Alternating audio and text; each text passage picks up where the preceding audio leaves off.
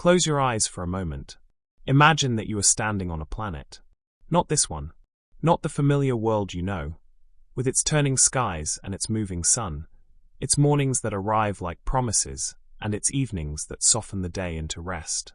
Not that world. This one is different. This one has stopped. You are standing on the surface of a tidally locked planet.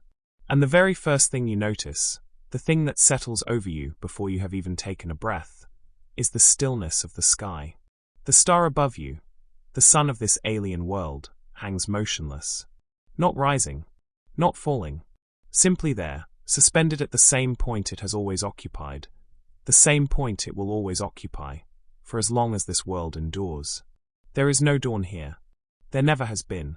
There is no dusk. No slow golden fade as light retreats below a horizon. The star does not move because this world does not turn. It is locked, held in place by the immense gravitational patience of the star it orbits, like a moon that has forgotten it was ever free. Breathe. You are somewhere unlike anywhere human eyes have ever truly seen. Let the ground beneath your feet settle into something real. It is dry here, warm, but not burning. The kind of warmth that exists at the edge of something, where the full weight of the star's light falls at an angle instead of overhead. You are not standing at the center of the bright side. You are somewhere near the boundary. And from here, from this quiet in-between place, you can begin to understand what this world truly is. Ahead of you, if you were to walk forward, toward the star, the light would deepen. The sky would shift from this dusky violet amber to something more white, more blinding. The rocks would grow hotter underfoot. The air, if there is air, would press down with a kind of relentless clarity that never softens, never dims. A hemisphere in permanent, unblinking noon. A side of the world that has not known shadow in millions of years. Behind you, if you were to walk the other way, the light would fade. Slowly at first, then faster, then all at once, until you crossed into a darkness so complete and so ancient that it would feel less like night, and more like the concept of night, stretched into something permanent. A hemisphere where no star has ever risen, where the cold has had all the time it needs to become something profound. But you are not going to either of those places just yet. You are going to stay here, for a while, at the edge, and let this world explain itself to you. The word scientists use for this boundary is the terminator. Not a line, exactly, more of a threshold. A slow, curving region that wraps itself around the entire planet like a seam. The place where the bright side meets the dark side in a permanent, unmoving dusk. On a normal world, the terminator is something you pass through twice a day without thinking about it. The edge of morning, the edge of evening, a shadow moving across the landscape as the planet turns. But here it does not move. The terminator on a tidally locked world is fixed. It has always been in this place. It will always be in this place. The twilight here is not a transition, it is a destination. It is, in many ways, the most interesting place on the entire planet. And you are standing inside it. Above you, the sky is neither fully lit nor fully dark. There is light enough to see the landscape. Strange rock formations, the suggestion of mountains somewhere in the distance, the flat pale ground that stretches in every direction. But the light is long and low, the way light looks on Earth just before the sun disappears for the night. Except here, it will never disappear. It will always look exactly like this. The same long shadows. The same amber quality to the air. The same held breath feeling that you know from evenings. Except the evening never ends. There is something deeply beautiful about that, and something that aches in a way you might not expect. Take a slow breath. Let the strangeness of it settle over you without resistance. You have arrived on a world unlike anything in your everyday experience, and your mind is doing what minds do, reaching for familiar comparisons, trying to locate itself in something known. But there is no perfect comparison for this. A sunset that never ends. A dawn that never quite arrives. A sky where the star holds still, and the world is the one that has surrendered its motion. And yet, somehow, it is not an unsettling stillness. It is quiet in the way that deep places are quiet. In the way that something very old is quiet. You have walked into a moment that has been lasting for millions of years, and the moment simply makes room for you, the way great silences always do. On your world, the world you come from, time is written in the movement of light. You wake when the sun rises. You feel the day change as the light shifts through the afternoon. You know that evening is coming because the sky tells you so, painting itself in stages. The movement of light across your world is one of the most fundamental rhythms of your existence. So fundamental, you rarely notice it. It is simply how time feels. Here, time feels different. Here, time is something you would have to measure by other means. By the slow erosion of rock. By the growth of ice on the dark side. By the drift of clouds, if there are clouds, sluggish, enormous weather systems pulled by the temperature difference between the two hemispheres, flowing in vast slow rivers from the bright side to the dark and back again. Here, you would not look at the sky to know what hour it is, because the sky would always say the same thing. The star is there. It has always been there. It will always be there. And yet there is that word for it. The eyeball planet. It is a name that emerged naturally, almost inevitably, once astronomers began to think carefully about what a tidally locked world actually looks like from space. Imagine it the way you might see it if you were drifting far above, looking down at the whole world at once. The dark side is vast and featureless from this distance. A deep, lightless hemisphere, perhaps covered in ice, perhaps just cold rock, perhaps something stranger. You cannot see it easily. It does not offer you much. But the bright side is something else. At the very center of the bright hemisphere, where the star's light falls most directly, the surface is different from the edges. Warmer, more active, perhaps cloud-free where the edges are cloudy, or vice versa. There is often a distinguishing feature at the very point that faces the star, a different color, a different texture, a region that has been touched by direct light for longer than anywhere else on the planet's surface. And surrounding it, like an iris around a pupil, the gradients of the planet's face. The terminator curving around the edge. The dark side beyond. It looks, from space, extraordinarily like an eye. A cosmic eye. A world that is gazing outward at its star with an expression of permanent, unblinking attention. A planet that has organized its entire surface around the act of looking. Even though it cannot move, cannot blink, cannot turn away. There is something quietly haunting about that image. A world that faces something enormous. Its star, its source of heat and light, and the possibility of life, and simply holds that gaze forever, without rest or relief. You are still standing at the terminator. The air around you, if it is air, is still. Behind you, the darkness waits with all the patience it has accumulated over millions of years. Ahead of you, the light holds its position like a thought that refuses to move on.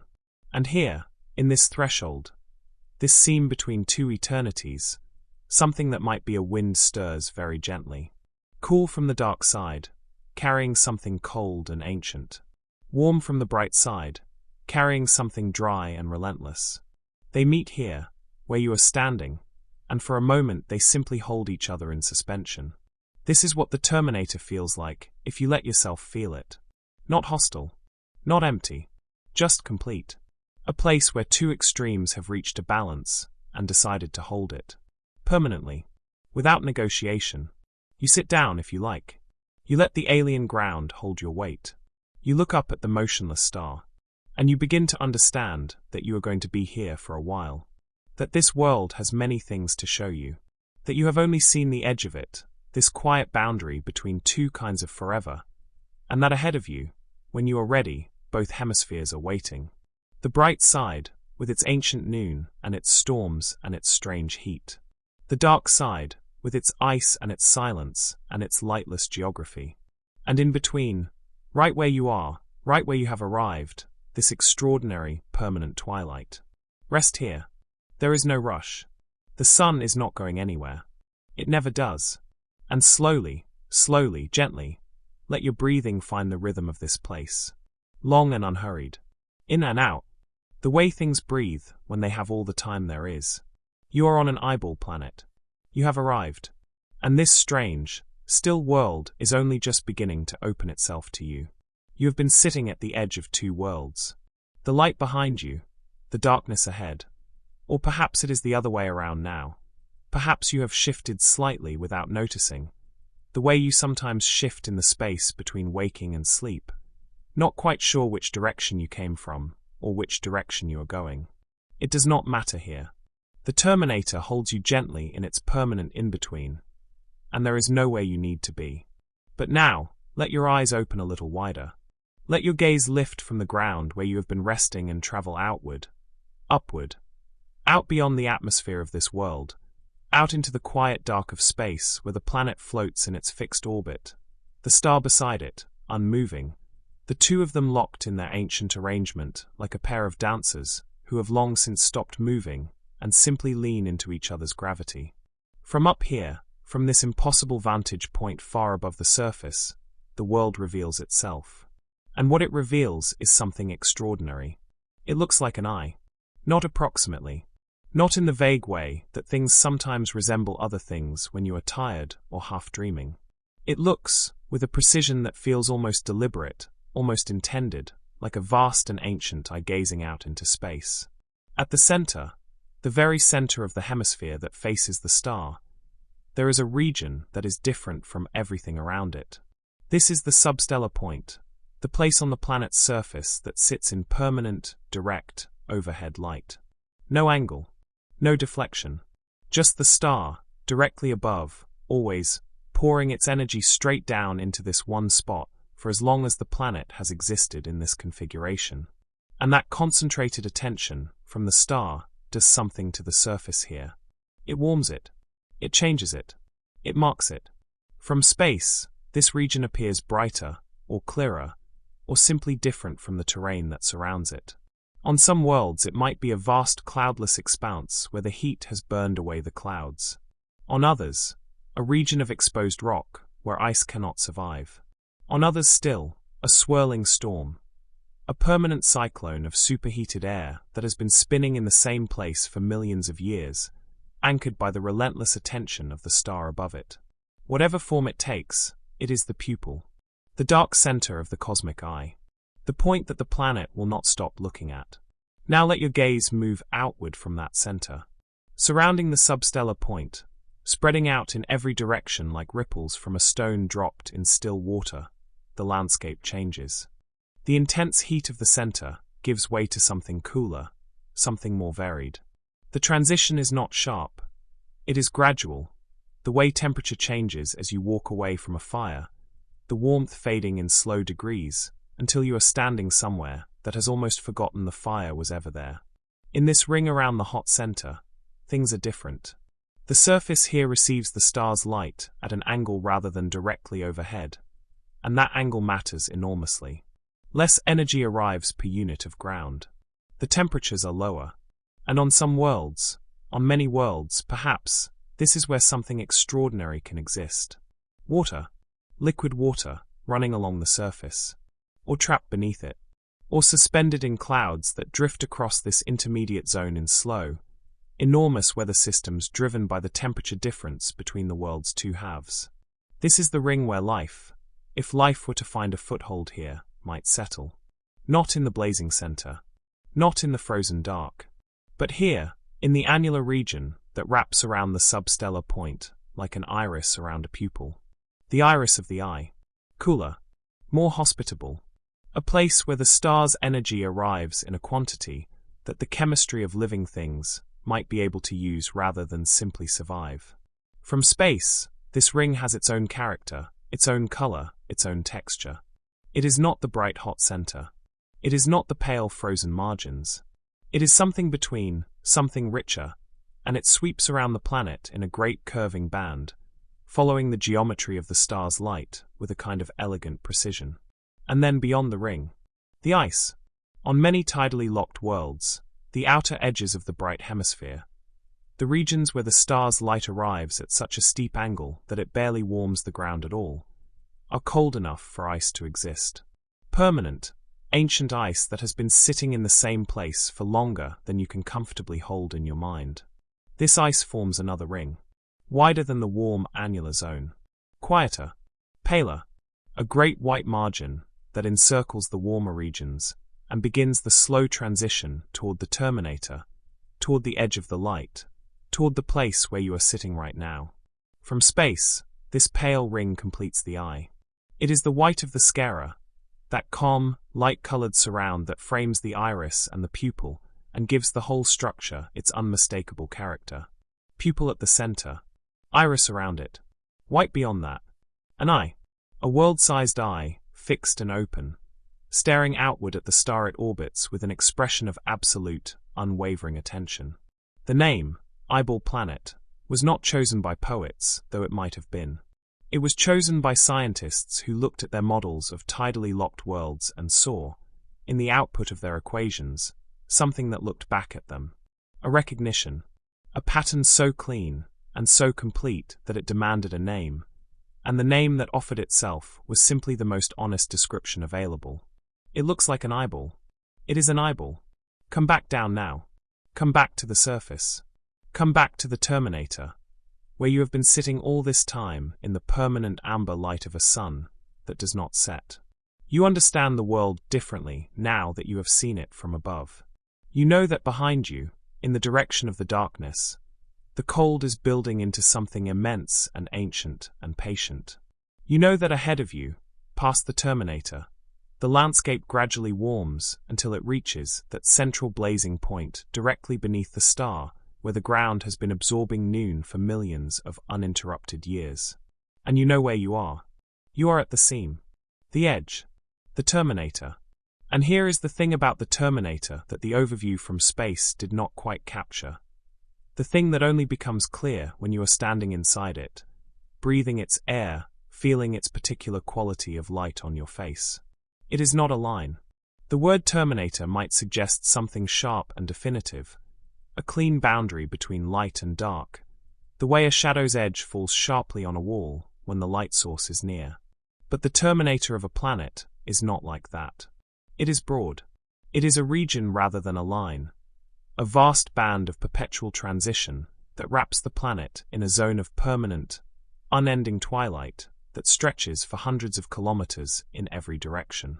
Permanent sunset. Not the moment of sunset, with its brief brilliant colors, and its sense of something ending. The condition of sunset. The quality of the light.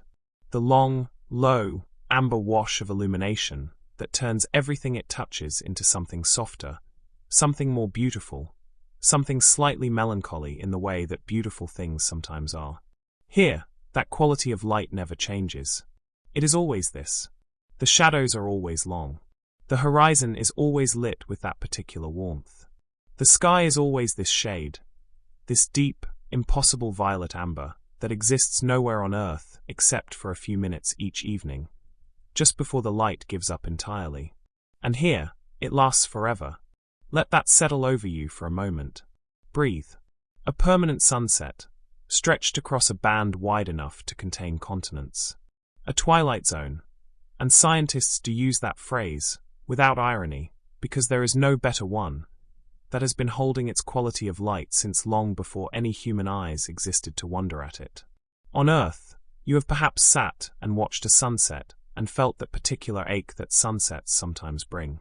The sense that something beautiful is ending. The wish that it could stay. And then the darkness comes and the moment passes, and you carry the memory of it for a while before it fades. Here, the moment does not pass. Here, whoever or whatever might stand on this terminator would never have to let the sunset go, would never have to watch it fade, would exist permanently inside the most beautiful moment of a day that never actually happens.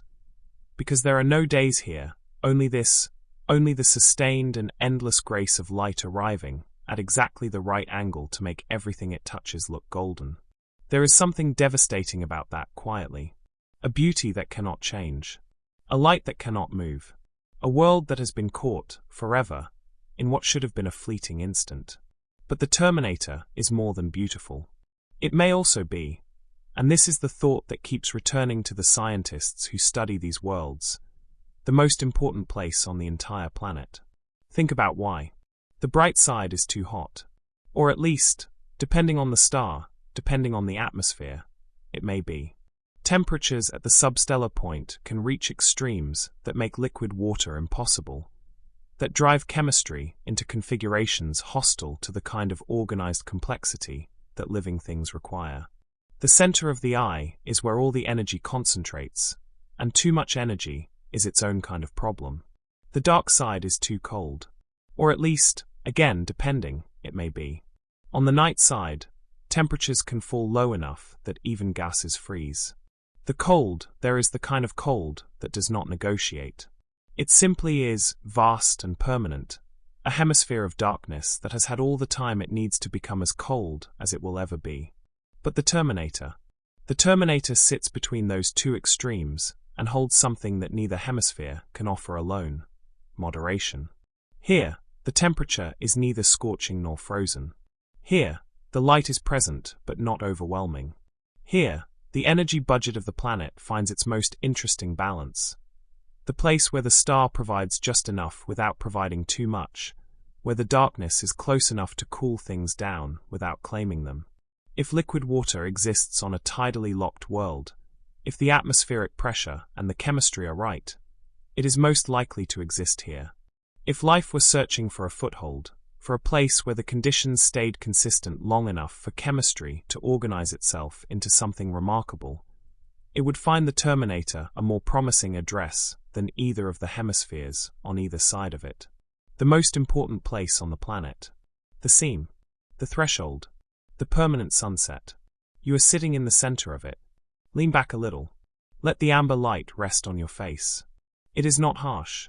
It never is, at this angle, on any world where light arrives from the side rather than above.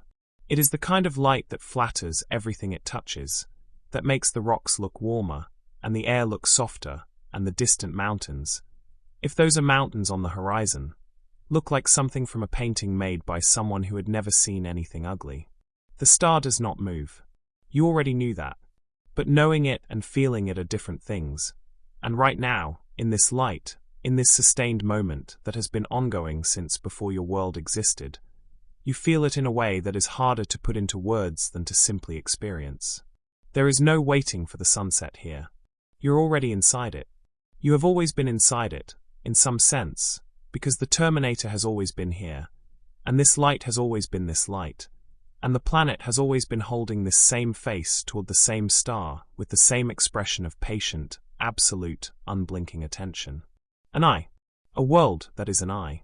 And you, small and quiet at the edge of its iris, are resting in the most beautiful and perhaps the most important place it has to offer. The permanent twilight holds you. The star holds still. And the eye, as it always has and always will, looks outward. Stand up. Slowly. There is no hurry. There never is, on a world where the light does not change, and the hours do not pass in any way you could measure by looking at the sky. But stand up now, and begin to walk. Not toward the brightness. Not toward the dark.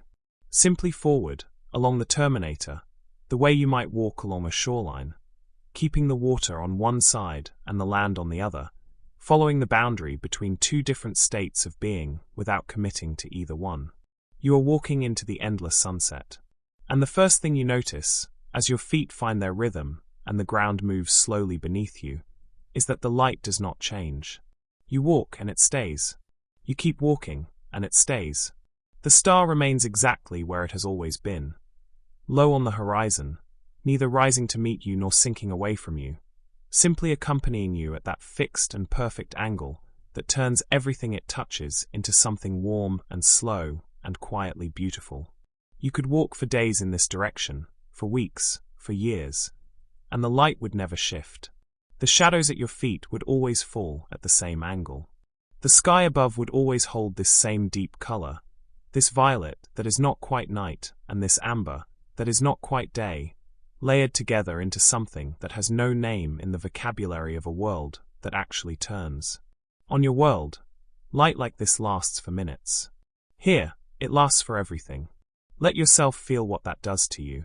There is something in the human body, something very old, written into the biology of creatures that evolved beneath a moving sky, that responds to this quality of light in a particular way.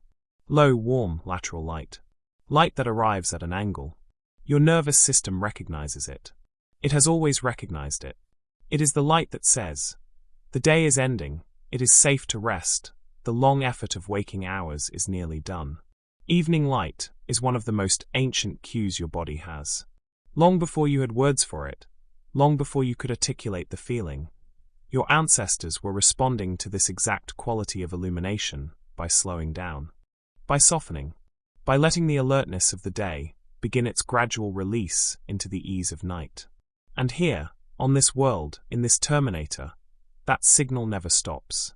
The light is always telling you that it is almost time to rest, always holding that quality of gentle permission, that amber suggestion that the day's work is done and the evening is yours. Your body, if you let it, would feel this, would feel the slow unwinding that comes with long, low, golden light, would find, in this permanent sunset, a kind of invitation that goes deeper than thought. Breathe into that. Let your shoulders drop a little. Let the walking become less purposeful and more like drifting. You are not going anywhere specific. You are simply moving through the most beautiful light this planet has to offer, in a direction that never runs out. The temperature here is something worth paying attention to. On your world, temperature is tied to the position of the sun. Morning is cool. Midday is warm. Evening cools again. Night brings whatever depth of cold your climate allows. The temperature of a place is always a conversation between the light and the darkness, always changing, always in the process of becoming something slightly different from what it was an hour ago. Here, the temperature of the terminator is not a conversation. It is a settled thing. The light arrives at this low angle and delivers its energy to the surface, but gently, spread across a wide area rather than concentrated overhead the way it would be in the bright hemisphere's center. The dark side is close enough that some of its cold bleeds through, carried by the slow rivers of wind that move between the two hemispheres. And the result of these two influences, the star's warmth arriving softly from the side, the darkness's cold arriving gently from behind, is something unexpected. Mildness. Not the dramatic, fluctuating mildness of a temperate climate that swings through its seasons. Something steadier than that. Something more committed. The terminator of a tidally locked world may maintain temperatures that are, by the measures we use to think about such things, remarkably hospitable. Not scorching. Not freezing. Simply present. Livable. In the way that a room is livable when someone has thought carefully about the temperature and set it to something that you stop noticing after a while, because it asks nothing of you. Mild, permanent, and absolutely still in its mildness. Think about what that means. On your world, the hospitable regions, the places where liquid water flows and living things can exist, are defined in part by their variability. Seasons come and go. Temperatures swing. Rain arrives and departs. The conditions that life needs are present sometimes, absent at others, and living things have evolved elaborate strategies for surviving the in-between. Hibernation. Migration. The hoarding of resources during abundance for use during scarcity. Life on Earth is, in large part, a set of solutions to the problem of change.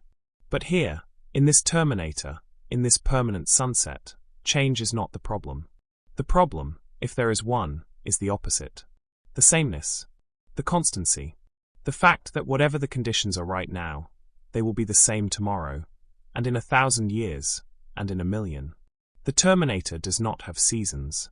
It does not have years, in the way you understand them, because the planet does not travel in a way that brings different faces toward the star at different times. There is no axial tilt here doing the slow, elegant work of distributing warmth across the year. There is just this fixed arrangement, this permanent relationship between the star and the surface, this light that never moves. For life, that could be extraordinary. Imagine what becomes possible when the conditions do not change, when the temperature does not swing, when the light does not fail and the cold does not arrive, and the chemistry of living things does not have to spend half its energy preparing for a winter that may or may not be survivable. The energy that, on your world, goes into adaptation and endurance. Here, it might go into something else. Into simply living. into whatever living becomes when it does not have to constantly brace for the next shift in conditions. The Terminator might not just be hospitable. It might be, for certain kinds of life, the most consistently hospitable environment that can exist on any world orbiting close to a star. You keep walking. The ground beneath your feet changes slowly, sometimes rocky and pale, sometimes something darker that holds the warmth of the star's light for longer, sometimes flat and smooth in a way that makes you think of riverbeds, of places where water might once have moved, or might still move somewhere beneath the surface where the temperature is right and the pressure holds it in its liquid form. If there is water here, and you find yourself hoping, quietly, that there is, it would not freeze. The Terminator is warm enough for that. It would not boil away either, the way it might at the substellar point where the star's light falls overhead, and the heat has had millions of years to accumulate. Here, it would simply be water, doing what water does, moving slowly through the landscape, finding the low places, gathering in the hollows, evaporating a little into the air, and returning a little as something like rain or mist, or the slow condensation of moisture on cool rock in the pre-dawn hours. Except there are no pre-dawn hours here. There are only these hours. This light. This permanent almost evening that has been almost evening since before your son was born. And if water moves through this landscape, it moves through a world that has never known a drought caused by a changing season, never known a freeze that was not permanent, never known the disruption of weather patterns that shift and break and reform on a world that turns. The water here, if it exists in a landscape that is simply settled, that has found its equilibrium and stayed there. Breathe that in. The sound of water in a landscape like this, if you allow yourself to imagine it, would be the quietest sound. Not the rushing urgency of a river in a hurry to reach the sea before the season changes. Something slower. Something that has learned, over millions of years, that there is no hurry. That the light will not fail. That the cold will not come for it. Water moving, as if it has all the time in the universe. Which here, it does. The narrow ring of the Terminator. That is how it gets described in the dry language of scientific papers. A narrow habitable ring. A thin annular zone where conditions might support liquid water, and therefore the possibility of life. And the word narrow is doing something important there. Because compared to the full surface area of a planet, the Terminator zone is indeed narrow. A band. A strip. A region that, if you were measuring it against the whole globe, would seem almost modest in its proportions. But walk it. Walk the Terminator of a planet, and narrow becomes a different kind of word. This narrow ring wraps around the entire circumference of the world. It runs, unbroken, from pole to pole and back again in a great circle that encompasses more surface area than you can truly hold in your imagination. The Terminator of even a relatively small planet would contain, within its permanent twilight, landscapes of extraordinary variety, mountains and valleys and plains and whatever passes for oceans on a world with this much water and this particular heat budget. Narrow compared to the planet. Immense compared to anything you have ever walked through. And all of it, every kilometer of it, bathed in this same long light. This same amber. This same quality of almost evening that your body recognizes as an invitation to slow down, to soften, to allow the alertness of the day to ease into something quieter. Life, if it has found this place, if chemistry has organized itself into something that grows and moves and responds to its environment somewhere along this ring, would know no other light than this, would have evolved in this light, would have built its biology around the assumption that the light is always this warm, always this low, always arriving from exactly this angle. What would that life look like? You do not know. Neither does anyone else yet. But walk a little further and let yourself wonder. Would it be sensitive to light in ways that creatures of a turning world are not? Would it have found, in the stability of this place, a kind of abundance that allowed it to become elaborate, intricate, in ways that the harsh variability of other worlds does not permit? Would it have learned to read the temperature gradients between the warm side and the cool side, to navigate the slow winds that flow between them, to use the one constant that this world provides, the star, always there, always in the same place, as its only compass? Or would it be simple? Quietly, effectively simple. The way things sometimes are when the environment asks very little of them in the way of adaptation, and they spend their energy instead on just being. On just the basic, extraordinary fact of being alive, in a stable place, with enough warmth, and enough water, and enough time. There is something about that image. Life existing here in this permanent gentle light, unhurried, unchallenged by the swing of seasons, simply living in the most sustained and beautiful dusk that physics allows.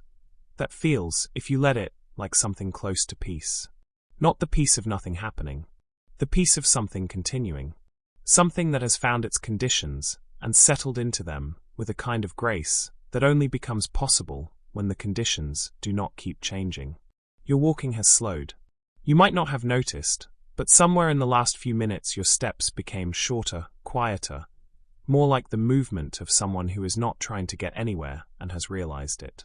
The ground passes beneath you at a pace that has less to do with destination and more to do with the simple pleasure of motion in a landscape that is asking nothing urgent of you. The star is where it always is. Low on the horizon. Warm. Patient. Neither rising nor falling. Neither promising a morning nor threatening a night. Simply present in the way that something very fundamental is present. Not as an event, not as something that happens, but as a condition. A given. A fact of the world that is so constant it has stopped being something you notice and become something you simply exist within. The light is golden. It is always golden here. And somewhere ahead of you, the Terminator continues. This narrow ring that wraps the whole world. This seam between the burning and the frozen. This place where the temperature is mild and the light is beautiful and the conditions might, just might, be enough for something to be alive. You are walking through the only place on this planet where life might find a home.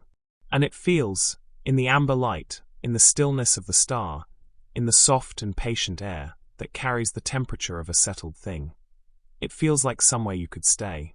Not forever, but for a long time. For a long, quiet, unhurried time. Let your eyes grow heavy in this golden light. Let the walking slow until it is barely walking at all. The sunset holds you. It has always held everything that comes to rest within it. And here, in this narrow ring of the most sustained evening that any world has ever offered, you are welcome to rest as long as you need. The light will be here when you wake. It always is. You have been resting in the golden light long enough now that it has begun to feel like the only light there is. And in a sense, on this world, in this place, it is. But the Terminator that has held you so gently, that has offered you its mild temperatures and its amber stillness, and its quiet suggestion that everything is in balance, exists only because of what lies on either side of it. The peace of the boundary is borrowed from the extremes that create it. You cannot understand the seam without understanding what it is a seam between. So let your gaze travel, slowly, away from the horizon where the star sits in its permanent position. Turn first toward the light. It begins gradually, the way most things that are enormous begin, not with a sudden declaration, but with a slow accumulation of evidence. A few degrees warmer underfoot. The air a little drier against your skin. The shadows, which have been your constant companions in the Terminator, growing slightly shorter as the angle of the light steepens. You are not moving quickly. You do not need to. The dayside does not announce itself. It simply becomes, degree by degree, kilometer by kilometer, more and more completely itself. The sky changes first. In the Terminator, the sky had that layered quality, violet above, amber near the horizon, a depth and complexity to the light that comes from it arriving at an angle and passing through a long column of atmosphere before it reaches you. But as you move toward the bright hemisphere, the angle of the star increases. The light no longer schemes across the surface, but begins to push down toward it, and the sky responds by brightening, by losing its depth, by becoming something harder and more insistent. The color bleaches out of it slowly. The violet goes first, then the amber, then the warm complexity of the Terminator's layered sky gives way to something whiter, something that has less character and more intensity. The sky above the dayside does not have the beauty of the Terminator's sky. It has something else instead, a kind of relentless clarity, a brightness that does not soften or modulate or offer you anything gentle to rest your eyes on. It simply blazes. And the ground beneath it blazes too. At the substellar point, that center of the eye, that place directly beneath the star where the light falls straight down without any angle to distribute it, the surface has been accumulating heat for longer than you can hold in your mind. Not the heat of a single afternoon, the way a rock on your world grows warm on a summer day and then releases that warmth into the cooler night. There is no night here to release it into. The heat arrives and stays.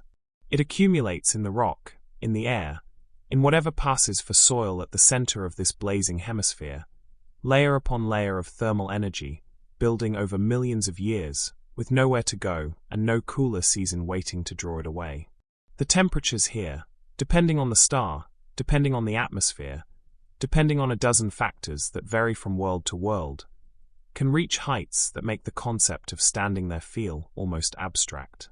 Not survivable, in any straightforward sense. The kind of heat that does not merely make things uncomfortable, but fundamentally changes what matter can do. Rocks that would be solid anywhere else become something softer, more mobile. Chemistry that would be stable in milder conditions becomes reactive, volatile, rearranged into configurations that have no relationship to the organized complexity that life requires. This is not a place that is hostile to life in the way that a desert is hostile. Too dry, too hot, survivable with enough adaptation. This is something more complete than that. This is the center of a hemisphere that has had the full and uninterrupted attention of a star for geological timescales, and it shows. It shows in the way that places shaped by extremes always show, not subtly, but in everything, all the way down. Water cannot survive here. That simple fact contains multitudes. Water, which on your world is so fundamental to everything that lives that it is almost synonymous with life itself, cannot exist at the center of the dayside in its liquid form. It arrives, perhaps carried in from other regions by the great slow weather systems that move across this world, and it evaporates. Quickly. Completely. The energy at the substellar point is more than sufficient to break the bonds that hold water molecules together in their liquid configuration and send them upward into the atmosphere as vapor, to be carried away by wind and deposited somewhere cooler. And so the center of the dayside is, in a very specific sense, dry. Not the dryness of a desert where water was once present and might return. The dryness of a place where water cannot stay. Where it passes through, but never accumulates. Where the ground has never known the patient chemistry of water working slowly on rock, never known the slow deposition of sediment at the bottom of a still lake, never known the particular erosion patterns that water makes when it has time and stability and a surface to work with. The dayside center is shaped by heat and light, and the long patience of stellar energy applied without interruption. It is, in its way, a kind of purity, an extreme so complete that it has simplified everything down to what can survive at that temperature, and nothing else. Come back now. Come back through the brightening sky, back through the air that grows drier, and the shadows that lengthen again as the angle of the light eases, back through the gradient of warmth and complexity, until you are standing again in the amber of the Terminator. Let it receive you the way it receives everything. Without fuss, without ceremony, simply as the place that exists between what you have just seen and what you are about to see. Take a breath, and then turn the other way. The transition toward the night side is slower, somehow, than the transition toward the day side. Or perhaps it only feels that way because the darkness is more patient than the light. The day side announces itself with increasing warmth and brightness, a crescendo of sensation. The night side approaches differently. It approaches by subtraction, by the slow withdrawal of the things you have come to rely on. The amber in the sky fades first. Not dramatically, not all at once. Just less of it, with each step you take away from the star's position on the horizon. The warmth that has been sitting gently against your skin begins to ease. Not uncomfortably, not yet, but in the way that warmth eases when a cloud passes in front of the sun on your world. A soft diminishment, a reminder that the warmth was always conditional, always dependent on something that could, in other circumstances, be withdrawn. Here, the withdrawal is permanent. The further you walk from the terminator into the night side, the more the light becomes something theoretical, something you remember rather than something you are in. The horizon behind you still holds the faintest glow, a trace of the terminator's amber bleeding into the edge of the dark hemisphere. But ahead, the sky is a different proposition entirely. The stars are extraordinary here.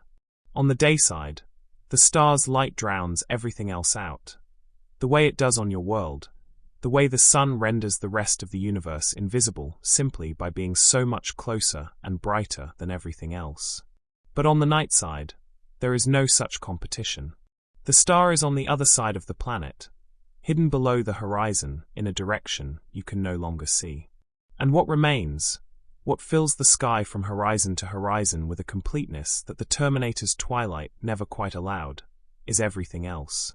Every star, every galaxy, the faint structural suggestion of the cosmic web, if you have patient enough eyes. The universe unobstructed. But the cold.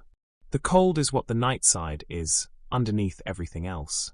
You feel it now, not as a gradual cooling, but as a presence, the way cold in truly deep places feels less like the absence of warmth, and more like something that has substance of its own. The night side of a tidally locked world has had all the time there is to become cold. No star has ever risen here. No warmth has ever arrived directly. Whatever heat this hemisphere holds, it holds because of the planet's own internal warmth bleeding out through the rock, and because of the slow circulation of heat carried here by the great atmospheric rivers that flow from the day side. And both of those sources together are not enough to make the night side anything other than what it is. Frozen. Profoundly, anciently, irrevocably frozen. The temperatures here fall far below what you would encounter on the coldest night your world has ever recorded in its warmest recent era. This is not the cold of a winter that will end in spring. This is the cold of a hemisphere that has been in the dark since the planet settled into its locked configuration. Since before your sun ignited, possibly, since before your solar system existed in anything like its current form. The cold here has history. It has depth. It is the kind of cold that does not merely make things uncomfortable, but changes what those things are. Water is not liquid here. It has not been liquid here, in most of this hemisphere, for longer than the concept of a long time can easily contain. It is ice, permanent, immense, ice that has been building in place for geological ages, ice that covers whatever landscape lies beneath it in layers so thick that the rock below has been sealed away from any contact with the surface, preserved in a darkness and a cold that nothing on your world could prepare you for. The planet, then, is divided. Divided between fire and ice in the oldest, most absolute way that a world can be divided. Not by season, not by latitude, not by the shifting arrangements of continents and oceans that redistribute heat across your world's surface with a slow geological patience. Divided by orientation, by the single permanent fact of which way it faces. One side faces the star. It burns. One side faces away. It freezes. And the division is not temporary. It is not waiting to be resolved by some future event, some shift in the planet's orbit or rotation that will eventually distribute the star's energy more evenly. Tidal locking is, on geological timescales, essentially permanent. The world has made its arrangement with its star, and that arrangement will hold for as long as the star continues to shine, which is, depending on the star, a very long time indeed. Fire and ice, then, as a permanent condition of this world's existence. Two hemispheres so different from each other that a creature evolved on one would find the other incomprehensible. Not just hostile, but fundamentally alien, belonging to a set of conditions so far outside anything its biology was built for that it would not survive long enough to fully register what it was experiencing. Between them, the Terminator, the seam. And here is the thing about the Terminator that the extremes make clear. The thing that only becomes fully visible when you have stood in both the burning and the frozen, and then returned to the boundary between them. The Terminator is stable because of the extremes, not in spite of them. The great temperature difference between the day side and the night side, that vast gap between the burning center and the frozen dark, is what drives the weather systems that moderate the terminator's conditions. Warm air rising from the dayside flows toward the nightside at high altitudes, carrying heat with it, redistributing the star's energy across the planet in slow rivers of atmosphere that would not exist if both sides were the same temperature. Cool air from the nightside flows back toward the dayside at lower altitudes, bringing cold that tempers the worst of the dayside's heat and maintains the terminator's remarkable mildness. The extremes feed the boundary. The fire and the ice are, between them, the engine that keeps the scene livable. Without the burning dayside, there would be no warm air flowing outward to moderate the terminator's temperatures. Without the frozen nightside, there would be no cool air returning to prevent the terminator from simply becoming an extension of the dayside's heat. The balance of the terminator, that extraordinary, improbable, sustained mildness, exists because the imbalance on either side of it is so complete. The peace of this place is made of extremes. The gentle amber light you have been resting in is the product of a world that is simultaneously burning and freezing. And the only reason the terminator is livable is because what surrounds it is not. Come back to the boundary now. Come back to the amber light and the long shadows and the star sitting motionless on the horizon. Come back to the temperature that asks nothing of you. The air that is neither too warm nor too cold. The ground that holds a steadiness that neither hemisphere can offer. You have been to the fire. You have been to the ice. And you have come back to the seam between them. And you understand it differently now. Not as a mild and gentle place that simply happens to exist between two extremes, but as a place that is actively maintained by those extremes, held in its balance by the tension between the burning and the frozen, kept mild by the very imbalance that makes the rest of the planet uninhabitable. It is, in its way, one of the most improbable places a planet can produce. A thin band of livable conditions wrapped around a world of extremes, sustained by the very forces that make everything around it impossible for life. And it is here. It exists. Somewhere in the galaxy, on many worlds, perhaps orbiting many stars. This boundary is holding its temperature and its amber light and its long, patient stillness, sustained by fire on one side and ice on the other, waiting in its improbable mildness for whatever comes next. Breathe. The terminator holds you. The extremes hold the terminator. And the world holds all of it. The fire and the ice and the seam between them. In the patient, locked arrangement it has kept since long before anything was here to notice it. Rest now. The fire is far away. The ice is far away. And here, in the balance between them, the light is golden and the air is mild, and there is nothing asked of you except to be still, and to let the world's ancient equilibrium hold you as it holds everything else that finds its way to this quiet and extraordinary boundary. You are exactly between two extremes, and there is nowhere safer to be. Be still for a moment. Not the stillness of sleep. Not yet, but the particular stillness of someone who has stopped moving and is now simply listening. The kind of stillness that comes after you have been walking for a long time and you pause, and the world that was moving past you suddenly stops moving, and in the quiet that follows you begin to notice things you were too occupied to notice before. Listen. There is something here. Something you did not register in the first hours of your arrival, when you were still orienting yourself to the amber light and the motionless star and the strange, sustained beauty of the permanent sunset. Something that has been present the entire time, underneath the stillness, running through it the way a current runs beneath the surface of water that looks, from above, completely calm. There is wind here. Not a dramatic wind. Not the kind of wind that announces itself, that moves through a landscape with urgency and noise, bending things and lifting things, and making it clear that air is in motion and has somewhere to be. This is quieter than that. More fundamental. A movement of air that feels less like weather and more like breathing. The slow, deep, rhythmic exchange of atmosphere between one part of the world and another. The planet is breathing. And once you have noticed it, you cannot stop noticing it. Think about what creates wind on your world. At its most basic, wind is the movement of air from places of high pressure to places of low pressure. And pressure differences are, in most cases, ultimately temperature differences. Warm air rises, and cool air rushes in to fill the space it leaves. The sun heats the equator more than the poles, and the atmosphere spends its energy trying to resolve that imbalance, moving heat from where there is too much toward where there is too little in a circulation that has been running since your world first had an atmosphere to circulate. Your world's weather is, in a deep sense, just the atmosphere trying to even things out. Trying, and never quite succeeding, because the sun keeps adding heat to some places and not others, and the planet keeps turning, and the imbalance that drives the circulation never fully resolves, and so the atmosphere keeps moving, keeps redistributing, keeps making the wind and the weather that you have lived inside your entire life without ever needing to think about where it comes from. Now think about this world.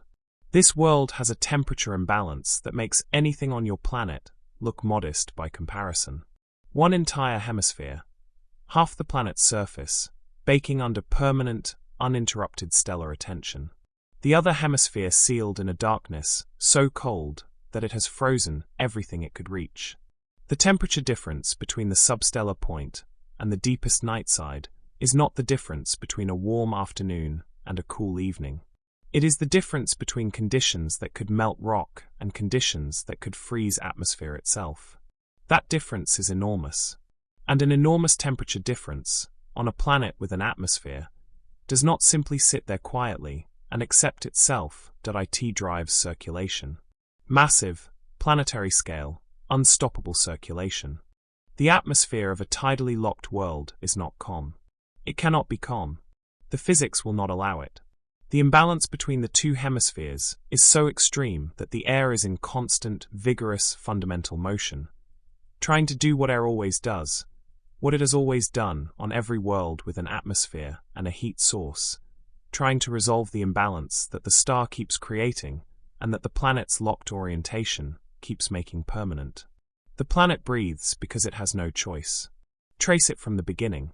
At the substellar point, that blazing center of the dayside, the air is heated more intensely than anywhere else on the planet. Heated air expands. It becomes less dense. And less dense air rises, the way warm air has always risen on every world where gravity and heat have had time to establish their relationship. So the air at the center of the dayside rises. It rises in a great column, this heated air, climbing away from the surface and moving upward into the higher reaches of the atmosphere, where the pressure is lower and the temperatures begin to fall. And as it rises, it spreads, the way any rising column spreads when it hits the ceiling of its environment, flowing outward in every direction from the substellar point, moving at high altitude away from the place of maximum heat toward the cooler regions beyond. It flows toward the terminator. It flows over the terminator, high above the amber twilight where you are standing, carrying with it the thermal energy it collected at the dayside center, carrying it as a kind of gift, or perhaps as a kind of necessity, the heat that the night side needs to keep from becoming something even more extreme than it already is. And then it flows over the night side. High above the frozen dark, the air that began its journey at the blazing center of the dayside arrives at the deep cold of the hemisphere that never sees the star. And here it cools. The heat it was carrying radiates away into the night, and the air contracts, and dense cool air does what dense cool air has always done everywhere in the universe. It sinks. It descends back toward the surface of the night side, cooled and heavy, and when it reaches the ground it spreads outward along the surface, flowing slowly back toward the dayside at low altitude, carrying the cold of the night side with it in a slow return journey toward the warmth, where it will be heated again and the cycle will begin once more. In, and out, and in again. The planet breathes. Feel that breath now, where you are standing.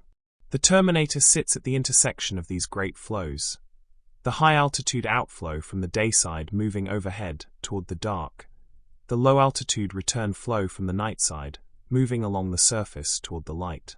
Where you are standing, in this permanent amber evening, you are inside the atmospheric machinery of the planet. The wind that stirs around you, that gentle, fundamental movement of air that you noticed when you first stopped to listen, is part of this circulation.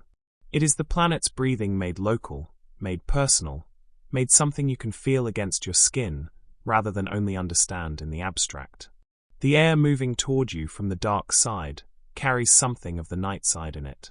A coolness, a depth, the particular quality of air that has been in contact with ancient ice and has absorbed something of that coldness and carried it here, to the boundary, where it meets the warmer air flowing from the day side, and the two find their temporary, local equilibrium. And the air moving toward you from the bright side carries something of the day side in it. A warmth, a dryness, the memory of the substellar point's intensity, filtered through distance and diluted by the journey across the dayside's landscape, arriving here at the terminator as something no longer extreme, but still distinctly warm, still carrying the energy that the star poured into the atmosphere at the center of its blazing hemisphere. They meet here. They always meet here. And in meeting, they create the mild air of the terminator, neither fully warm nor fully cold, neither fully dry nor fully moist, simply the product of two extremes finding each other at the boundary and negotiating something survivable out of their differences. But the breathing of this world is not only the simple in and out of warm air rising and cool air returning. It is more complex than that, more interesting, because on some tidally locked worlds, on worlds where the atmosphere is thick enough and the star's energy intense enough, and the conditions are right in ways that are still not fully understood, something else develops alongside the basic circulation. Something faster, something more organized, something that takes the planet's need to redistribute heat and channels it into a structure so elegant and so powerful that it becomes one of the defining features of the world. A jet stream, not the modest jet streams of your world, those high-altitude rivers of fast-moving air that circle your planet's poles and shape your weather patterns in ways that meteorologists have spent generations learning to predict. Something larger than that. Something that operates on a scale appropriate to the problem it is solving, which is, on a tidally locked world, a very large problem indeed. On some of these worlds, the atmospheric circulation organizes itself into a global jet stream.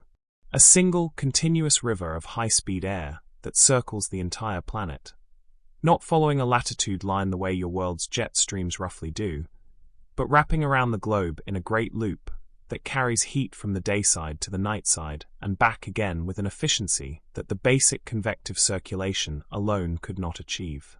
Global. The entire planet encircled by a single river of fast-moving air. Let that image form in your mind slowly. You are standing at the terminator, and far above you high in the atmosphere, far beyond the layer of air you can breathe, in the thinner regions where the sky begins to thin towards space, a river of wind is moving. Moving fast.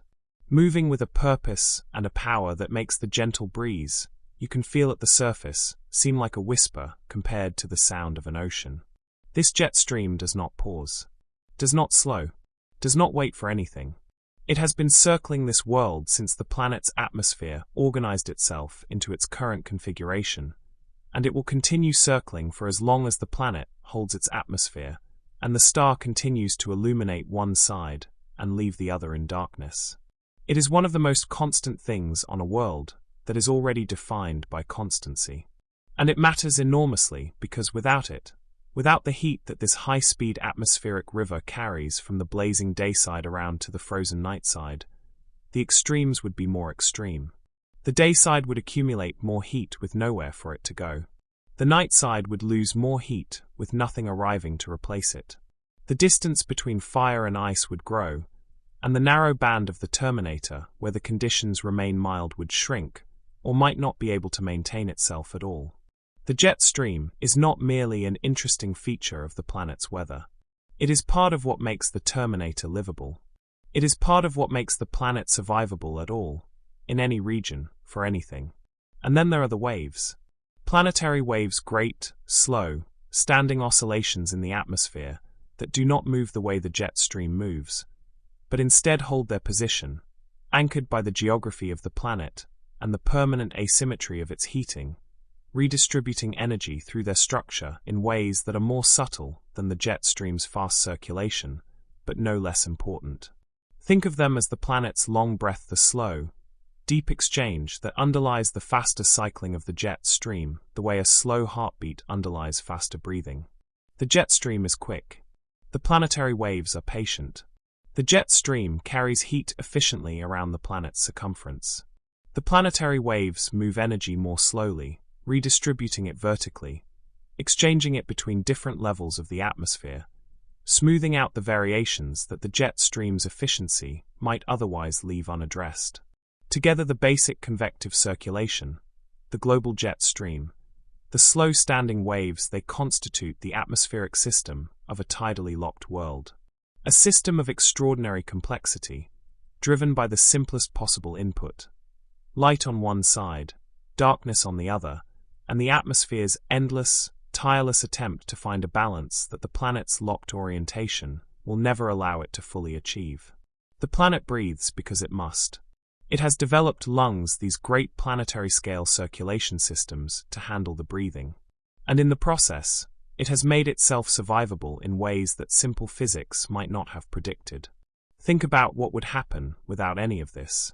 A world with a thick atmosphere, tidally locked, with no atmospheric circulation, the heat from the dayside simply building and building, the cold of the nightside growing deeper and deeper, the extremes widening until the terminator's mildness was crushed between two conditions so intense that nothing in between them could survive. A planet without breath is a planet that slowly suffocates its own possibility. But a planet that breathes, that moves its atmosphere in the great slow rivers of a global circulation, that carries heat from the burning side to the frozen side in the ceaseless, tireless work of equalization, that planet is doing something remarkable. It is using its own extremes to moderate itself. It is turning the fact of its imbalance into the engine of its balance. It is, in the most literal atmospheric sense, alive in a way that has nothing to do with biology and everything to do with physics. The wind carries heat. The heat prevents the night side from becoming something too extreme. The cold of the night side, carried back in the low-altitude return flow, prevents the day side from becoming something too extreme. And in between, in the terminator, where you are standing, where the breaths of the two hemispheres meet and mingle and find their temporary compromise, the world maintains, through the constant effort of its own circulation, the conditions that might, just might, allow something more than physics to happen. Something alive. Something that breathes not because physics demands it, but because biology chose to. You are breathing now. Slowly. Without thinking about it. The way breathing usually happens the way it happened for you before you ever understood what breathing was or why your body did it. In and out. And the planet breathes around you in its own rhythm, vast and slow and planetary in its scale, but present here at the surface as that gentle, fundamental movement of air that you noticed when you first stopped to listen. The wind that is not quite wind. The breath that is not quite breath. The atmosphere doing its ancient, essential work of moving heat from where there is too much to where there is too little, making the world more livable through the simple, tireless physics of circulation. You are standing inside a breathing world. And the breath of it is all around you, in the cool air arriving from the dark side, in the warm air drifting from the bright side, in the perfect mild compromise of the terminator, where the two meet and the planet, for a moment, finds the balance it is always working toward and never quite reaching. The star does not move, but the air does. The air always does. And in that movement, in that ceaseless, planetary breathing that has been happening since long before you arrived, and will continue long after you leave, the world keeps itself alive. Or as close to alive as a world without biology can be. Breathe with it. In and out. Let the rhythm of it find your own breath, and slow it, the way a slow and steady sound can slow the pulse of something that was moving faster than it needed to. Let the planet's long exhalation become your own. Let the wind from the dark side cool you gently. Let the warmth from the bright side settle around you like something familiar. You are breathing with a world, and it is breathing back. In the amber light, in the permanent evening, in the most livable place on a planet that is doing everything in its atmospheric power to remain livable. For itself, and for anything that might someday find its way here and decide to stay. Rest now. The wind will keep moving. The planet will keep breathing.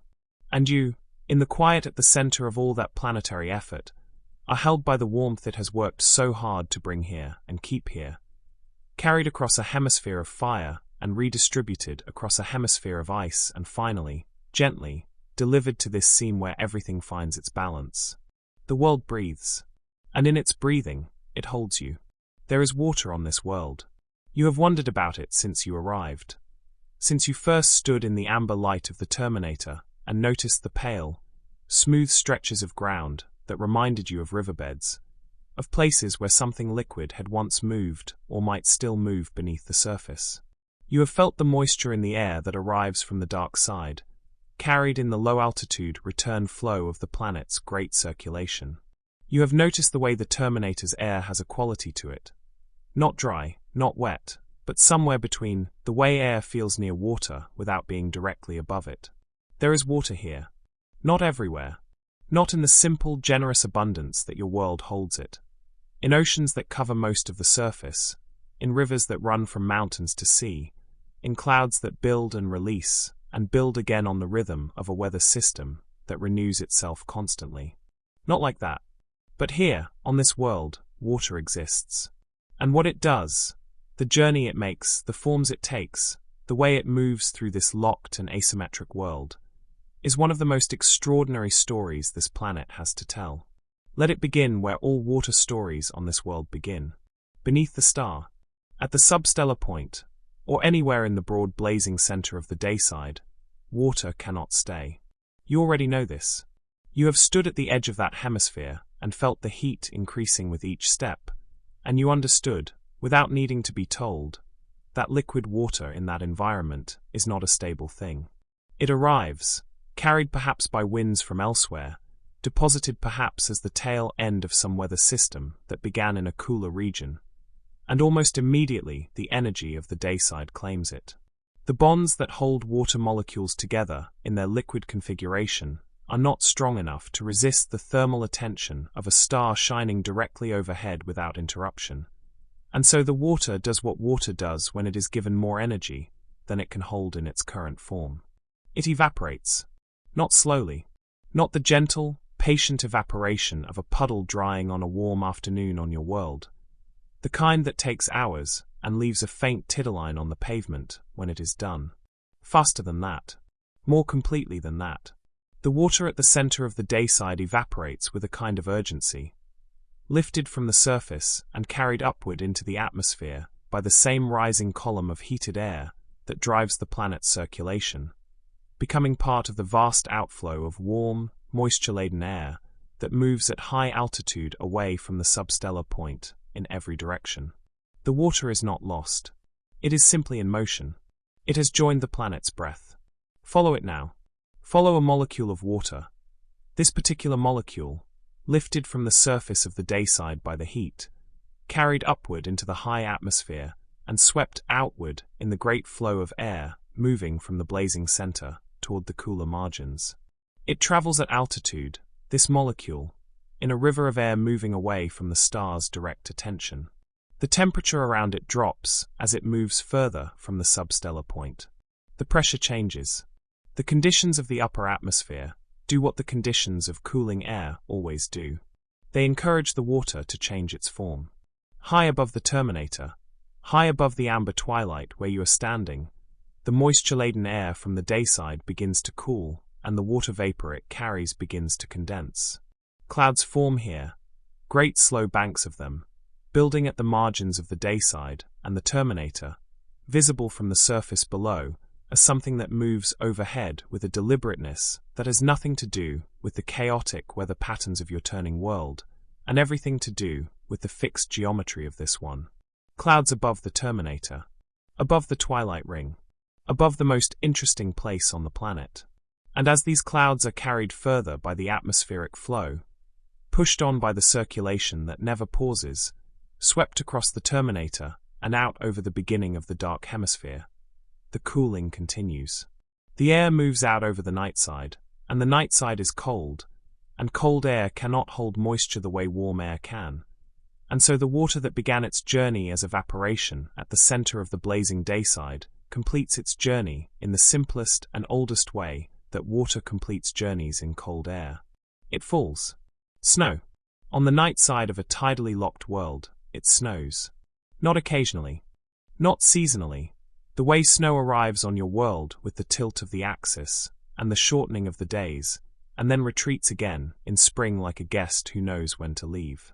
Here, if the conditions are right, it snows with the same permanence that defines everything else about this world. The moisture carried from the dayside by the atmospheric circulation arrives over the nightside and falls as snow, and the nightside's cold. That profound, ancient, uninterrupted cold that has been accumulating since long before your world existed, receives it, keeps it, presses it down under its own weight, until it becomes something denser than snow. Ice.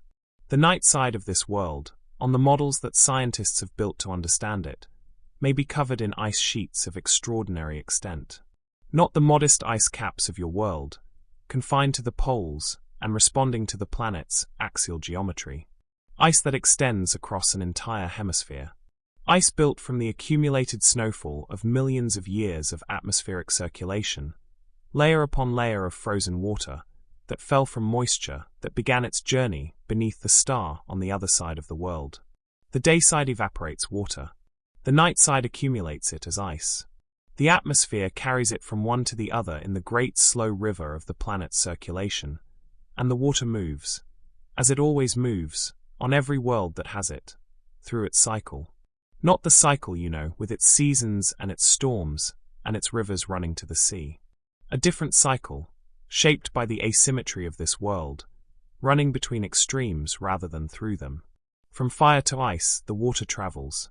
And somewhere in the ice of the night side, frozen into the layers of a glacier that has been building since before your ancestors came down from the trees, is the water that evaporated this morning. If morning were a thing that happened here, from the surface of the blazing dayside. Imagine that. The same water. A journey of a world. But water is not only atmospheric here. On a world with enough of it, and on some tidally locked worlds the water inventory may be substantial, accumulated over the long history of the planet's formation, and retained by the gravity of a world large enough to hold an atmosphere. Water may also exist as something more familiar to you than ice sheets and atmospheric rivers. It may exist as ocean. And if there is ocean on a tidally locked world, the ocean does not sit still. Oceans on your world move. They are driven by the wind on their surface, by the rotation of the planet beneath them, by the temperature differences between equatorial and polar waters. Your oceans carry heat, warm tropical water flowing toward the poles in great surface currents, cold polar water sinking and flowing back toward the equator in the deep, slow rivers of the ocean's interior. Your oceans are one of the primary systems by which your planet distributes heat across its surface, alongside the atmosphere. Here, the ocean does the same work. But the geometry is different. On a tidally locked world, the ocean's job is not to move heat from equator to pole. It is to move heat from dayside to nightside. The same job the atmosphere is doing, but in the water rather than the air. The warm waters of the dayside, heated by the star's uninterrupted attention, flow in great currents toward the nightside, carrying their thermal energy with them. They flow under the terminator, under the amber twilight, and out into the dark hemisphere, and there they release their heat into the cold and help. Slowly, steadily, in the way that oceans have always helped, to moderate the extremes. Warm dayside water flowing to the nightside. Cold nightside water, cooled by contact with the ice, dense with cold, sinking and flowing back along the ocean floor, returning to the dayside to be warmed again. The ocean breathing, in its slow and liquid way, alongside the atmosphere. Two circulation systems. One planet. Both of them doing the same essential work.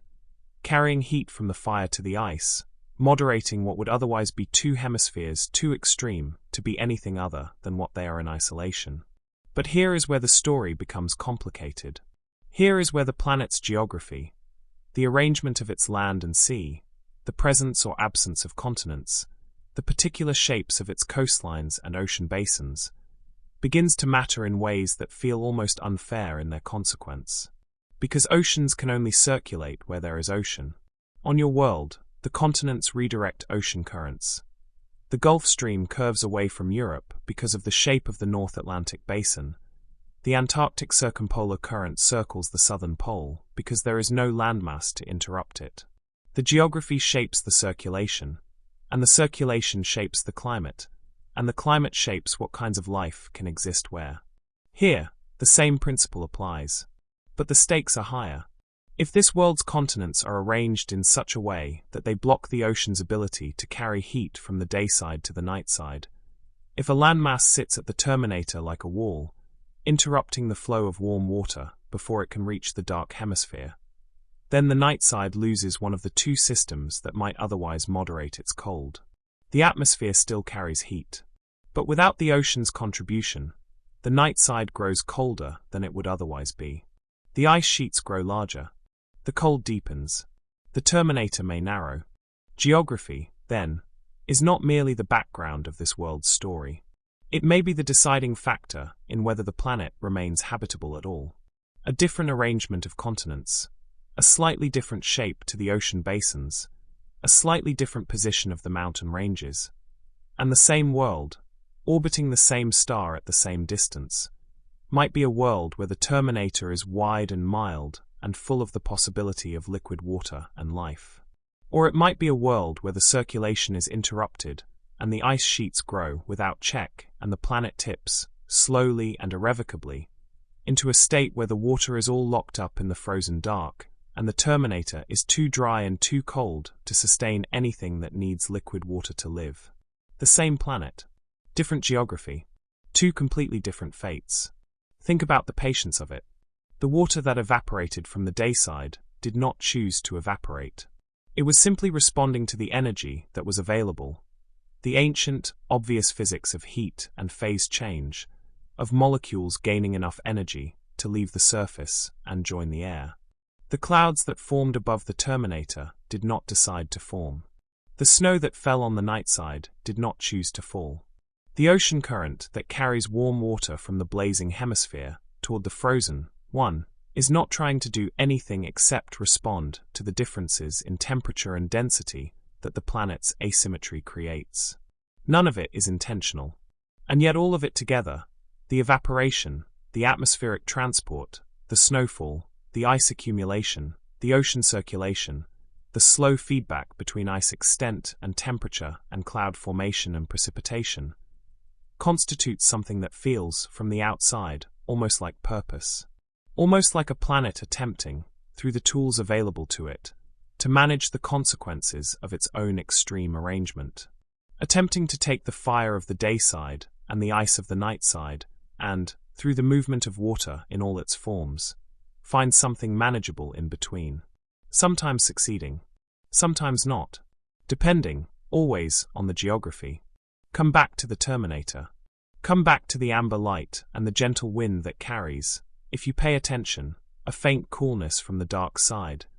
The exhaled breath of ice sheets that have been building in the dark since before your sun ignited. And a faint warmth from the bright side. The evaporated moisture of a hemisphere that has been baking under the stars' unblinking attention. Both of those things are in the air you are breathing right now. The ice and the fire. The evaporation and the snowfall. The ocean current carrying warmth into the dark, and the cold current returning along the ocean floor to be warmed again. All of it moving through this world in the slow, tireless, endlessly patient way that physics moves things when it has time and temperature differences and gravity and water to work with. The planet is a water machine. Not a simple one. Not a machine that can be captured in a single diagram or described in a single sentence. A machine of extraordinary complexity, sensitive to the arrangement of its continents, shaped by the depth of its oceans, dependent on the thickness of its atmosphere and the particular energy output of its star, and 100 other factors that interact with each other in ways that take enormous effort to fully untangle. But underneath all that complexity, at the heart of it, water moving. From heat to cold, from liquid to vapor to ice and back again, eventually, through processes that may take longer than your civilization has existed, but that complete themselves nonetheless because physics is patient and water is persistent, and the planet, in its locked and asymmetric way, keeps breathing. Breathe with it now. The terminator holds its amber light. The star holds its position. And through the air around you, and in the ground beneath you, and perhaps in some ocean not far from where you are sitting, water is moving on its long, slow journey between the world's two extremes. It passed through here. It will pass through here again. Every molecule of moisture in the air you are breathing has a history: dayside heat, atmospheric transport, perhaps snowfall on the night side, perhaps a long, slow journey through the ice and back to the ocean, and through the ocean current, and up through the water column to the surface and back into the air. A journey measured not in days, but in thousands of years. A circuit of the planet, so slow, it makes the circuits of your own world's water cycle seem hurried by comparison. But it arrives here, in the terminator, in the amber light, as the mild and breathable air of the only livable place on a planet that is simultaneously burning and freezing. And here it rests, briefly, in the balance between the fire it came from and the ice it is traveling toward. Here, in the seam between two kinds of forever, the water pauses in its long circuit and is, for a moment, simply air. Simply the atmosphere of a world. Simply something you can breathe and feel on your face and be grateful for without needing to know its history. Though now you know it. The river of air above you. The ocean of ice in the darkness.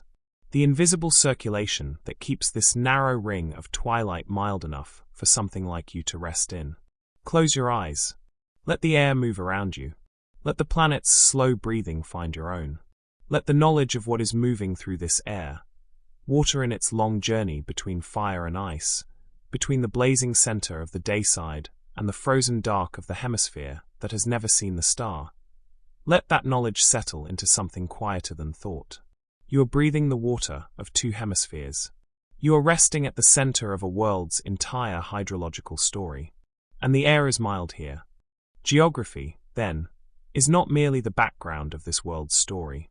It may be the deciding factor in whether the planet remains habitable at all. A different arrangement of continents, a slightly different shape to the ocean basins, a slightly different position of the mountain ranges, and the same world, orbiting the same star at the same distance, might be a world where the terminator is wide and mild and full of the possibility of liquid water and life. Or it might be a world where the circulation is interrupted and the ice sheets grow without check and the planet tips, slowly and irrevocably, into a state where the water is all locked up in the frozen dark and the terminator is too dry and too cold to sustain anything that needs liquid water to live. The same planet. Different geography. Two completely different fates. Think about the patience of it. The water that evaporated from the dayside did not choose to evaporate. It was simply responding to the energy that was available. The ancient, obvious physics of heat and phase change, of molecules gaining enough energy to leave the surface and join the air.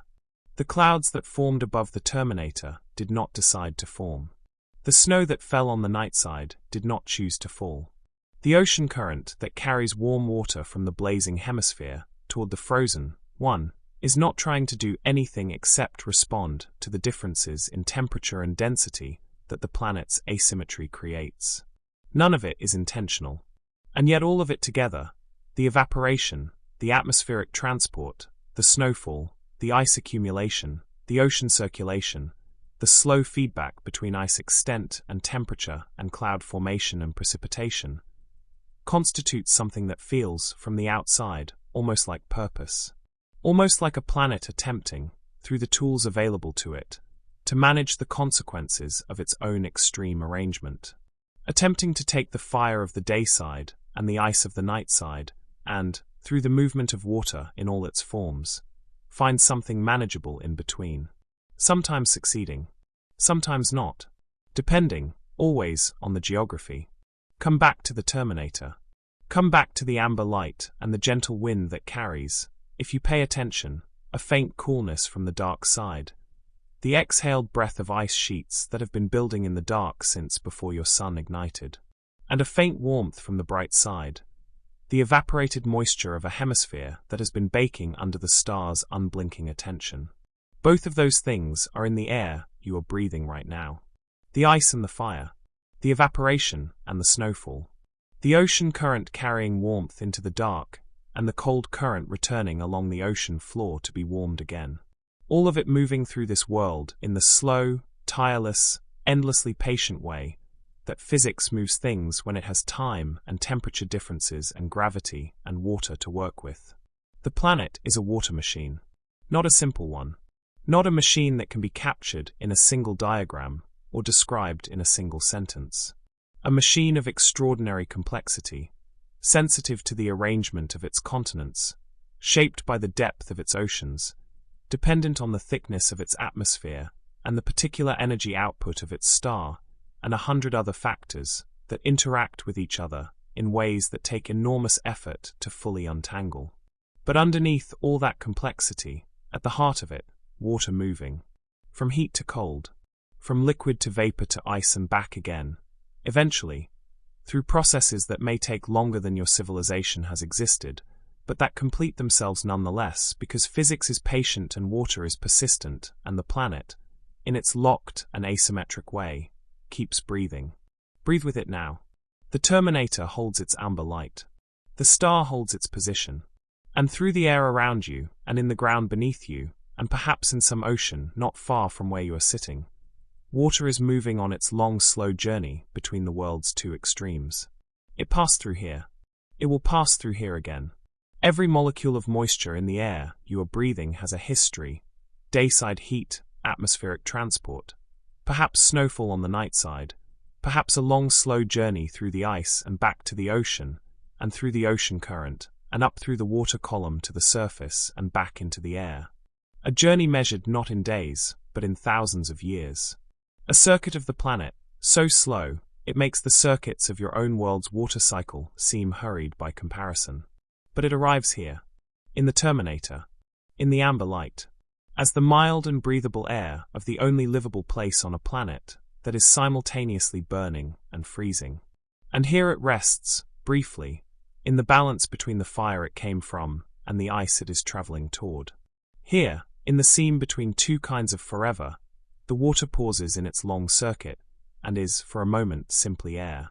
Simply the atmosphere of a world. Simply something you can breathe and feel on your face and be grateful for without needing to know its history. Though now you know it. The river of air above you. The ocean of ice in the darkness. The invisible circulation that keeps this narrow ring of twilight mild enough for something like you to rest in. Close your eyes. Let the air move around you. Let the planet's slow breathing find your own. Let the knowledge of what is moving through this air, water in its long journey between fire and ice, between the blazing center of the dayside and the frozen dark of the hemisphere that has never seen the star. Let that knowledge settle into something quieter than thought. You are breathing the water of two hemispheres. You are resting at the center of a world's entire hydrological story. And the air is mild here. The air is always mild here. Because the planet worked very hard, with everything available to it, its atmosphere, its oceans, its geography, its slow and patient physics, to make it so. Rest in that. Let the water carry you, gently, towards sleep. You have been here long enough now to know this place. Not in the way you know the places you grew up in. Not with the deep, unreflective familiarity of somewhere your body learned before your mind did. Somewhere that lives in you as muscle memory, and the smell of a particular season, and the exact quality of light on a specific afternoon that you have never forgotten. Not like that, but in the way you come to know somewhere you have stayed long enough to stop being a visitor. Long enough to notice the patterns.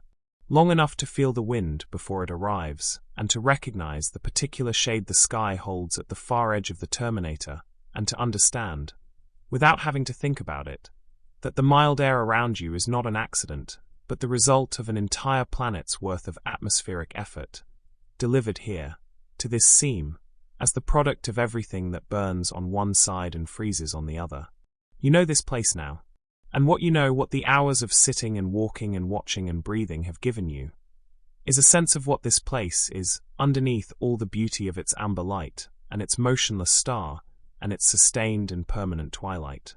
It is a belt, a narrow belt of possibility, wrapped around the circumference of a world that offers very little possibility anywhere else.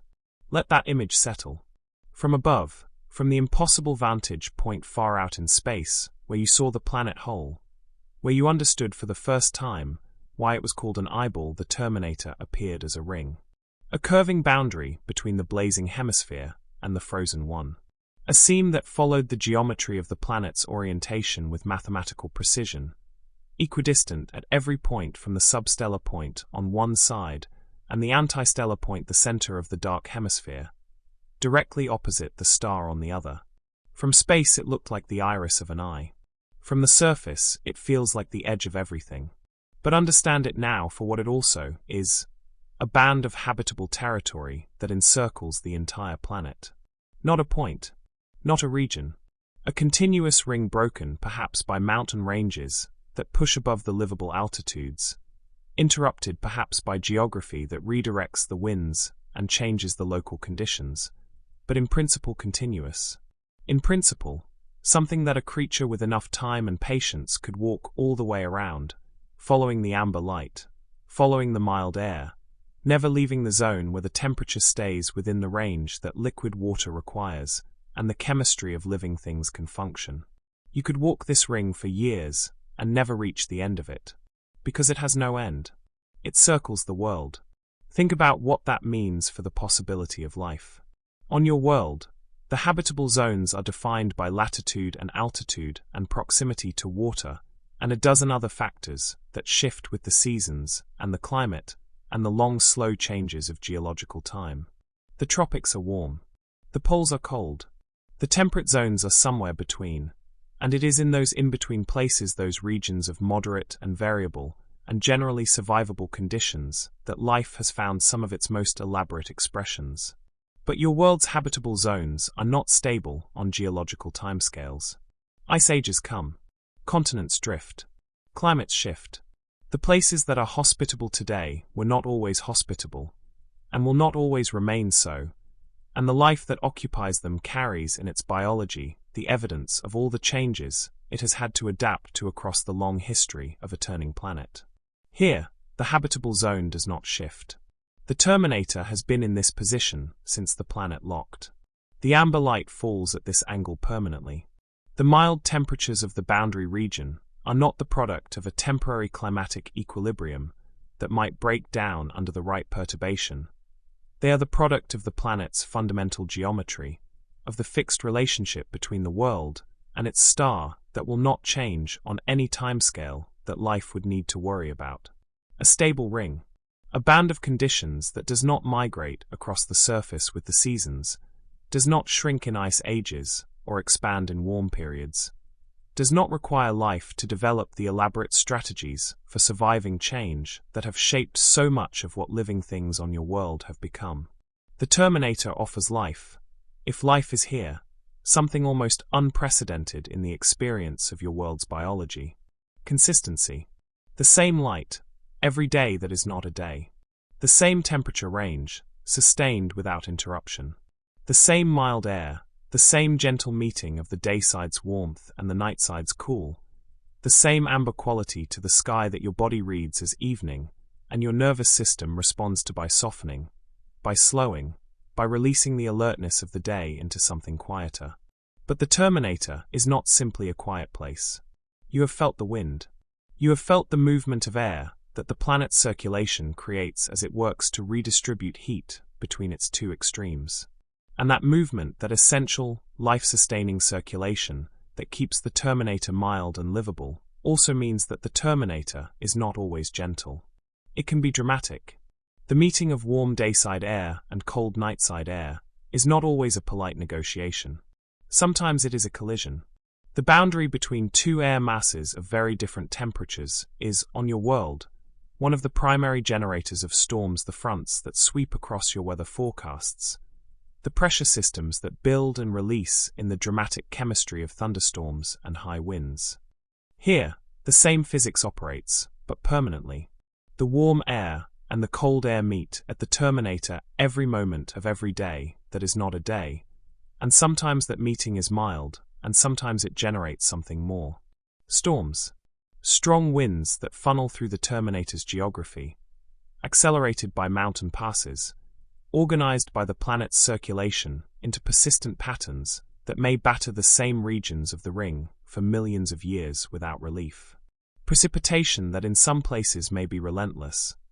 The moisture-laden air from the dayside cooling rapidly as it crosses into the terminator, dropping its water not as the gentle snowfall of the deep nightside, but as rain, driving rain. The kind of rain that sculpts landscapes over geological time and makes certain regions of the terminators ring a place of perpetual storm rather than perpetual amber calm. Not all of the ring is equally livable. Not all of it is equally gentle. The terminator is a belt of possibility, but within that belt, the local conditions vary enormously depending on geography, depending on the circulation patterns that the planet's atmosphere has organized itself into, depending on whether you are standing in a sheltered valley or on an exposed plain or at the edge of a mountain range that forces the dayside's warm air upward and wrings the moisture from it before it reaches you. The ring offers life a foothold. But life, if it is here, would need to find its particular place within the ring. Its sheltered corner. Its valley where the winds are moderated by the landscape and the storms that sweep through the exposed areas of the terminator are broken up before they arrive. Its particular pocket of the amber twilight, where all the conditions come together in a way that asks the least of whatever is trying to survive there. And then there is the question of the atmosphere itself. Because the terminator's character, how wide it is, how mild, how dramatic its weather, how efficiently it manages the heat that the dayside sends it, depends enormously on something you cannot see from the surface, but that determines everything about how this world works. The thickness of the air. A world with a thick, dense atmosphere. A world whose air is substantial enough to hold heat efficiently and move it quickly, distributes the dayside's energy more effectively than a world with a thin atmosphere that cannot hold much heat at all. On a world with a thick atmosphere, the great circulation systems that carry heat from the blazing hemisphere to the frozen one are more powerful, more efficient, more capable of moderating the extremes. The temperature difference between the substellar point and the antistellar point is smaller. The night side is not as cold as it would otherwise be. The dayside is not as hot. And the terminator, instead of being a dramatic boundary between two extreme hemispheres, is wide and mild and gradual in its transitions. A thick atmosphere breathes deeply and distributes evenly. On such a world, the habitable zone might be substantially wider than the narrow ring you have been imagining. The mild conditions of the terminator might extend well into what would otherwise be the dayside and the night side, the thick air spreading the heat across a much larger fraction of the planet's surface, and creating a world where habitability is less a narrow belt and more a broad temperate zone that covers a significant portion of the globe. A thin atmosphere is a different matter entirely. A world with thin air cannot hold heat well, cannot move it efficiently. The circulation exists, physics demands it, but it is weaker, less capable of moderating the extremes. On a world with a thin atmosphere, the temperature difference between the two hemispheres is stark and uncompromising. The dayside bakes without mercy. The nightside freezes without relief. And the terminator, instead of being wide and gradual, is narrow and abrupt, a sharp boundary where the conditions change rapidly over a short distance, and the zone where liquid water might persist is slim indeed. A thin atmosphere creates a world of extremes with only the thinnest of margins between them. Habitability, then, is not simply a matter of being the right distance from the star. Your world exists in what astronomers call the habitable zone of your sun, the range of orbital distances where a planet might maintain liquid water on its surface.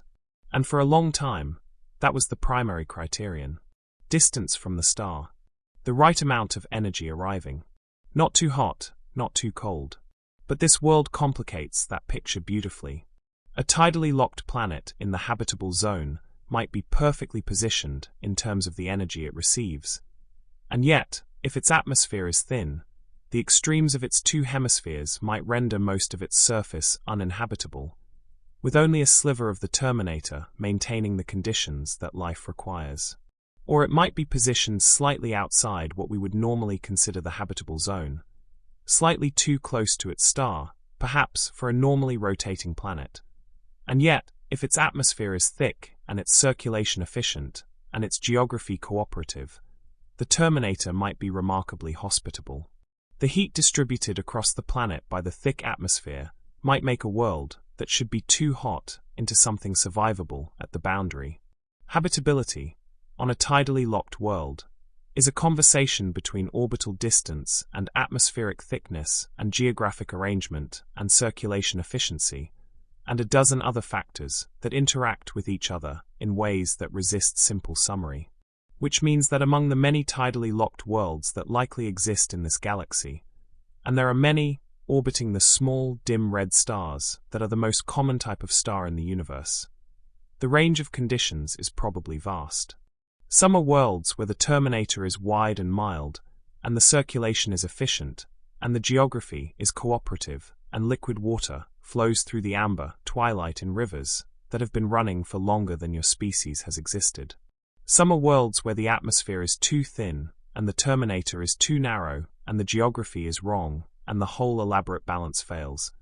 And the water is either all on the day side as vapor, or all on the night side, as ice, and nowhere as the liquid that life as you understand it requires. And some are somewhere between. Most are probably somewhere between. You are standing in the middle of a question. The belt of amber twilight that surrounds you, this narrow or not so narrow ring of possibly livable conditions, this seam between the fire and the ice is, for all its beauty and its apparent stability, a question that the universe has posed and has not yet answered. Or rather, has answered many times, on many worlds, with many different outcomes, and is in the process of answering right now on worlds you cannot see from here, orbiting stars that are too far away to visit. Whether this particular ring sustains life, whether something grows in the amber light, and breathes the mild air, and drinks the water that moves through this place in its long circuit between evaporation and ice, you do not know. And in a way, not knowing is part of what makes this place feel as it does. Part of what gives the terminator its quality of held breath, its sense of something that has not yet happened, or might be happening, right now, just beyond your ability to see it. The narrow belt of life. It might be full. It might be empty. It might be hosting, right now, something so different from what you would recognize as life that you would need to look very carefully before you understood what you were seeing.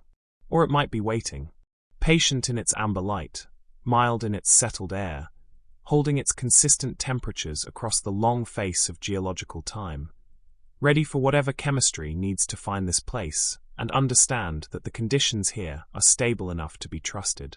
The belt waits. It has time. And so do you. Lean back against whatever the ground offers you in this amber place, and let the light hold you. Let the mild air settle around you the way it settles around everything that comes to rest here without urgency, without condition, simply as the atmosphere of a place that has been keeping its temperature and its quality of light for longer than you can comfortably imagine.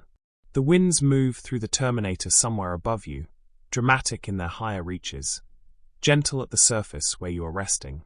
The circulation of the planet continues its tireless work of carrying heat from the blazing side to the frozen side and back again. The oceans, if there are oceans, move their slow warm currents under the terminator's floor and out into the dark, doing their share of the planet's essential redistribution. And the ring holds. Wide or narrow, dramatic or gentle, storm-swept in places and sheltered in others, the ring holds. The physics that creates it is not going anywhere. The star will not move. The planet will not turn. The terminator will remain in this position for as long as the system endures, and the conditions within it will remain within the range that the planet's atmosphere and circulation can maintain. This is the most stable address in an unstable universe. A ring of amber light that circles a world and does not move and does not dim and does not fail. Breathe it in. The belt of life, or the belt of possible life, or the belt of life that has not yet arrived but might surround you completely. You are inside it. You are held by it. The amber light is on your face, and the mild air is in your lungs, and the planet's long, slow breathing moves through you along with its own atmosphere. Rest here, in the narrow belt, in the most livable place a locked world has to offer, in the light that never changes, and the air that never grows too cold or too warm, and the sustained, patient, improbable mildness of a boundary that has been holding itself together through fire and ice and atmospheric physics, and the long indifferent patience of geological time. You are exactly where you need to be. And the ring holds you. It always has. It always will. Turn your eyes upward. Not toward the star on the horizon. You have looked at that star many times now. That motionless amber presence that has become as familiar to you as anything in this place. As much a fixed feature of the Terminator as the long shadows and the mild air and the quality of light that your body reads as perpetual evening. You know that star. You have spent hours beneath it. You understand what it does to this world, the hemisphere it burns, the hemisphere it leaves in darkness, the seam it creates between those two extremes where you have been resting all this time. But look past it now. Look into the broader sky, into the darkness above and around the star's position on the horizon, into the depth of space that the nightside sky makes so clear and so full and so extraordinary. Let your eyes move through that darkness and find what is there. The other stars, the distant lights, the rest of the universe, going about its business at distances so vast they become, after a while, not numbers, but simply a quality of space. A depth. Most of those stars are not like your sun. Most of them are smaller, cooler, dimmer, burning with a patience and an economy that your sun, a mid-sized, moderately energetic, relatively brief-burning star, by cosmic standards, does not possess. Some are worlds where the Terminator is wide and mild, and the circulation is efficient, and the geography is cooperative, and liquid water flows through the amber, twilight in rivers that have been running for longer than your species has existed. Some are worlds where the atmosphere is too thin, and the Terminator is too narrow, and the geography is wrong, and the whole elaborate balance fails. And the water is either all on the day side as vapor, or all on the night side, as ice, and nowhere as the liquid that life as you understand it requires. And some are somewhere between. Most are probably somewhere between. You are standing in the middle of a question. The belt of amber twilight that surrounds you, this narrow or not so narrow ring of possibly livable conditions, this seam between the fire and the ice is, for all its beauty and its apparent stability, a question that the universe has posed and has not yet answered. Or rather, has answered many times, on many worlds, with many different outcomes, and is in the process of answering right now on worlds you cannot see from here, orbiting stars that are too far away to visit. Whether this particular ring sustains life, whether something grows in the amber light, and breathes the mild air, and drinks the water that moves through this place in its long circuit between evaporation and ice, you do not know. And in a way, not knowing is part of what makes this place feel as it does. Part of what gives the Terminator its quality of held breath, its sense of something that has not yet happened, or might be happening, right now, just beyond your ability to see it. The narrow belt of life. It might be full. It might be empty. It might be hosting, right now, something so different from what you would recognize as life that you would need to look very carefully before you understood what you were seeing. Or it might be waiting, patient in its amber light, mild in its settled air, holding its consistent temperatures across the long face of geological time, ready for whatever chemistry needs to find this place, and understand that the conditions here are stable enough to be trusted. The belt waits. It has time. And so do you. Lean back against whatever the ground offers you in this amber place, and let the light hold you. Let the mild air settle around you the way it settles around everything that comes to rest here, without urgency, without condition, simply as the atmosphere of a place that has been keeping its temperature and its quality of light for longer than you can comfortably imagine. The winds move through the Terminator somewhere above you, dramatic in their higher reaches, gentle at the surface where you are resting. The circulation of the planet continues its tireless work of carrying heat from the blazing side to the frozen side and back again. The oceans, if there are oceans, move their slow warm currents under the Terminator's floor and out into the dark, doing their share of the planet's essential redistribution. And the ring holds. Wide or narrow, dramatic or gentle, storm-swept in places and sheltered in others, the ring holds. The physics that creates it is not going anywhere. The star will not move. The planet will not turn. The Terminator will remain in this position for as long as the system endures, and the conditions within it will remain within the range that the planet's atmosphere and circulation can maintain. This is the most stable address in an unstable universe. A ring of amber light that circles a world, and does not move, and does not dim, and does not fail. Breathe it in. The belt of life, or the belt of possible life, or the belt of life that has not yet arrived but might surround you completely. You are inside it. You are held by it. The amber light is on your face, and the mild air is in your lungs, and the planet's long, slow breathing moves through you along with its own atmosphere. Rest here, in the narrow belt, in the most livable place a locked world has to offer, in the light that never changes, and the air that never grows too cold or too warm, and the sustained, patient, improbable mildness of a boundary that has been holding itself together through fire and ice and atmospheric physics, and the long indifferent patience of geological time. You are exactly where you need to be, and the ring holds you. It always has. It always will. Turn your eyes upward. Not toward the star on the horizon. You have looked at that star many times now, that motionless amber presence that has become as familiar to you as anything in this place, as much a fixed feature of the Terminator as the long shadows and the mild air and the quality of light that your body reads as perpetual evening. You know that star. You have spent hours beneath it. You understand what it does to this world, the hemisphere it burns, the hemisphere it leaves in darkness, the seam it creates between those two extremes where you have been resting all this time. But look past it now.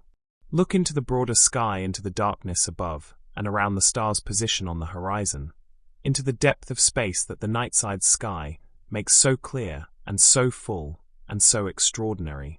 Let your eyes move through that darkness and find what is there.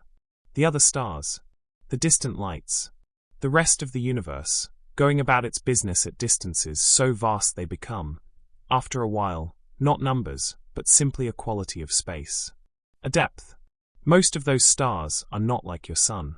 Most of them are smaller, cooler, dimmer, burning with a patience and an economy that your sun, a mid-sized, moderately energetic, relatively brief-burning star, by cosmic standards, does not possess.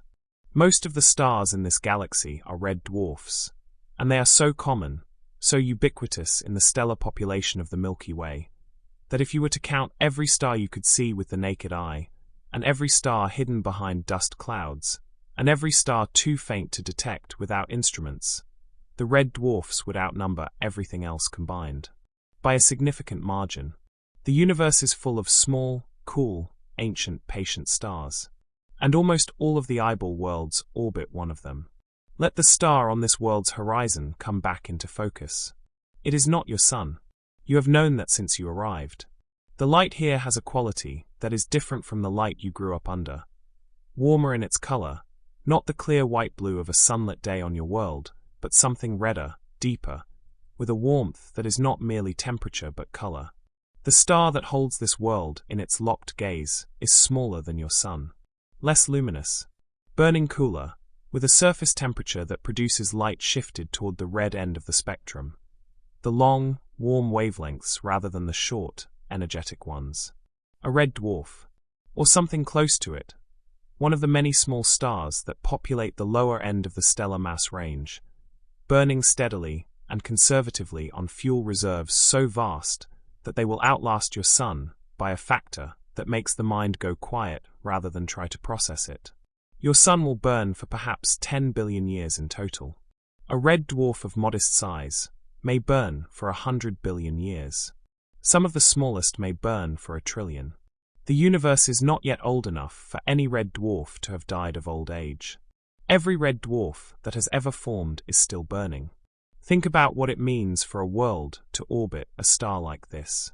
The habitable zone, that range of orbital distances where the star's energy is sufficient to keep water liquid on a planet's surface, moves inward when the star is dimmer. A bright star like your sun delivers enough energy to warm a planet at the distance of Earth's orbit. A dim red dwarf delivers far less energy per unit of distance, and so the habitable zone around a red dwarf is not where Earth's orbit would be. It is much closer, dramatically closer. A planet that wants to receive enough energy from a red dwarf to maintain liquid water on its surface needs to huddle close to that star, orbiting at a fraction of the distance that separates your world from your sun. And close orbits, around massive objects, lead to something inevitable. Tidal locking. The same force that has already locked your moon to face Earth, that has slowed the moon's rotation until it matches its orbital period exactly, presenting the same face to your world forever, operates on planets orbiting close to their stars. The star's gravity reaches out and grasps the planet with a differential grip, pulling slightly harder on the near side than the far side, and over time, over the long, patient, geological time that tidal forces require to do their work, that differential pull slows the planet's rotation. Slows it and slows it, over millions of years, until the rotation stops matching its old rhythm and begins to match something new. Until the planet's day equals the planet's year. Until one face permanently greets the star and the other permanently faces away. On a red dwarf's in a habitable zone, this process happens relatively quickly in geological terms, which still means tens of millions of years, but quickly compared to the lifetime of the star itself. A planet settling into the habitable zone of a red dwarf will, within a cosmically modest span of time, almost certainly become tidally locked. The physics make it nearly inevitable. The proximity makes the tidal forces strong. The star's patience makes the outcome certain. And so the universe's most common stars, those trillion-year burning red dwarfs, are surrounded by habitable zone planets that are, with high probability, tidally locked. Eyeball worlds. Worlds with one face in permanent fire, and one face in permanent ice, and a thin ring of amber, twilight running between them. Worlds like this one. There is something remarkable about that, if you let yourself feel it. The most common stellar environment in the galaxy, a small, cool, long-burning red dwarf with a habitable zone planet orbiting close, produces, as one of its characteristic features, the eyeball world. Not as a rarity, not as an exception, as a pattern, a recurring arrangement that emerges from the physics of orbital mechanics and tidal forces and stellar luminosity with something like inevitability. The galaxy may be full of these, not scattered sparsely among the stars like unusual gems, but present around a significant fraction of the most common type of star in existence. If you were to travel to a red dwarf, any red dwarf, and look for planets in its habitable zone, you would have reasonable expectations of finding, if a planet exists there at all, something with the architecture of this world.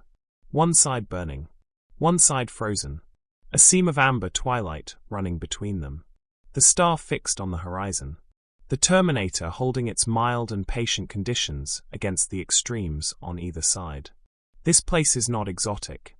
This place, in the broader context of the galaxy, may be the most common type of habitable environment that exists.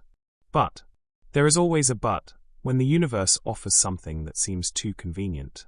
The same red dwarfs that create eyeball worlds through their dim luminosity and their tidal grip, those ancient, patient, economical stars, are not always the quiet presences their dimness might suggest.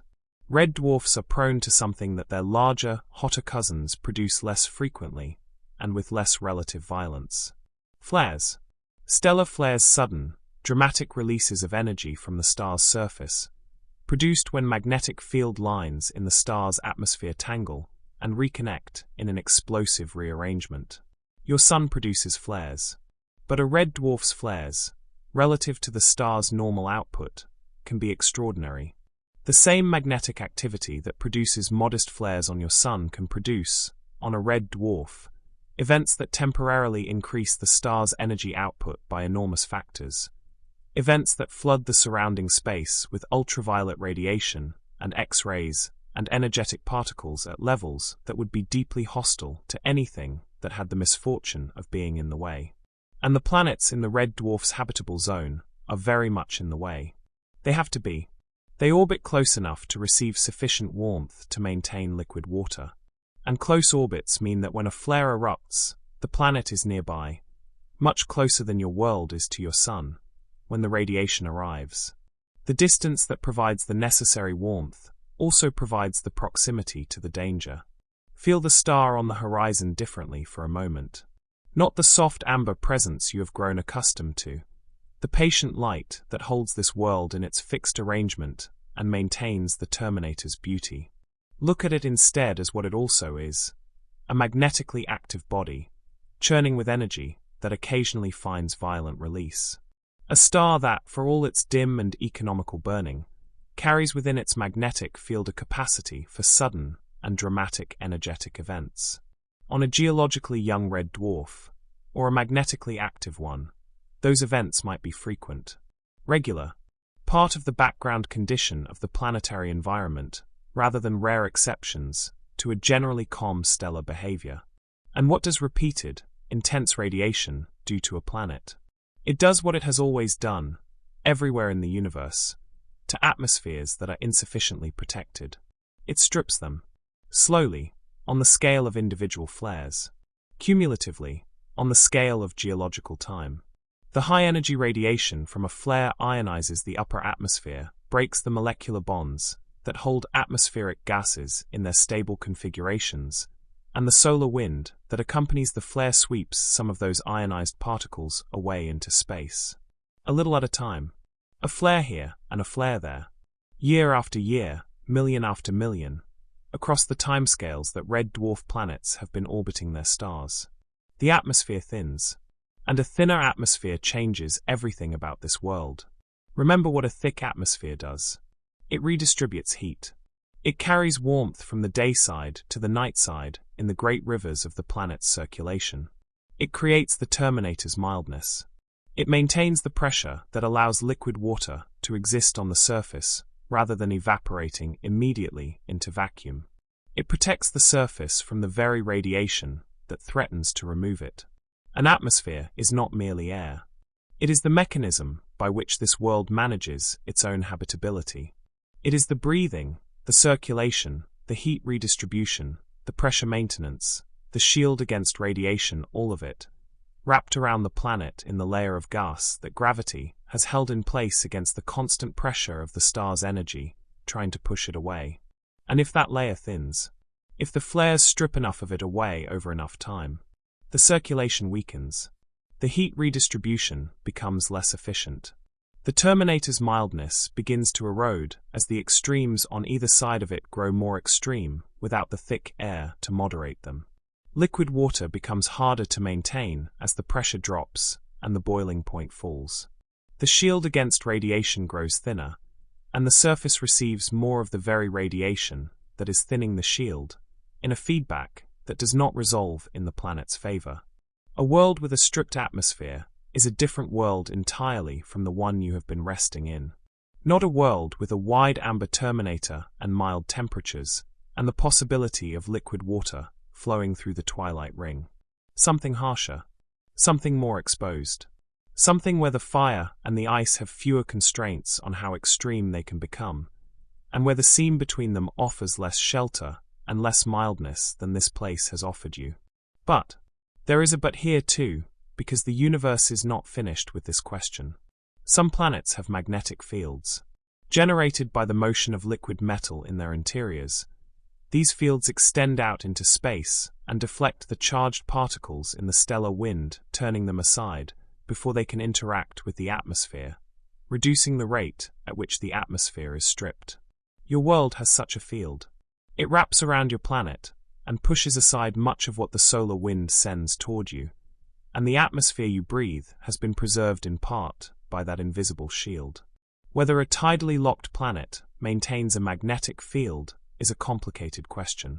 Some may not. The same tidal forces that lock the planet's rotation may, in some cases, affect the dynamics of the planetary interior in ways that reduce the generation of a protective field. But in other cases on larger planets, on planets with the right internal chemistry, the field may persist, may hold, may do for the atmosphere what the atmosphere does for the surface, protect it from the star's more violent inclinations. And there is more. Some red dwarfs are old enough to have passed through their magnetically active youth and settled into something quieter, something where the flares are less frequent and less intense, and the radiation environment around the habitable zone is calmer than it was in the star's early life.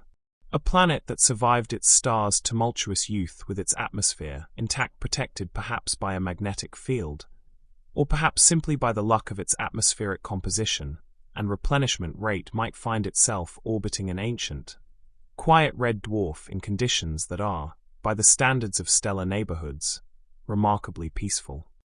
The star that burns for 1 trillion years has a long time to calm down, and a planet that survives the early storms may have a very long time in which to do whatever it is going to do.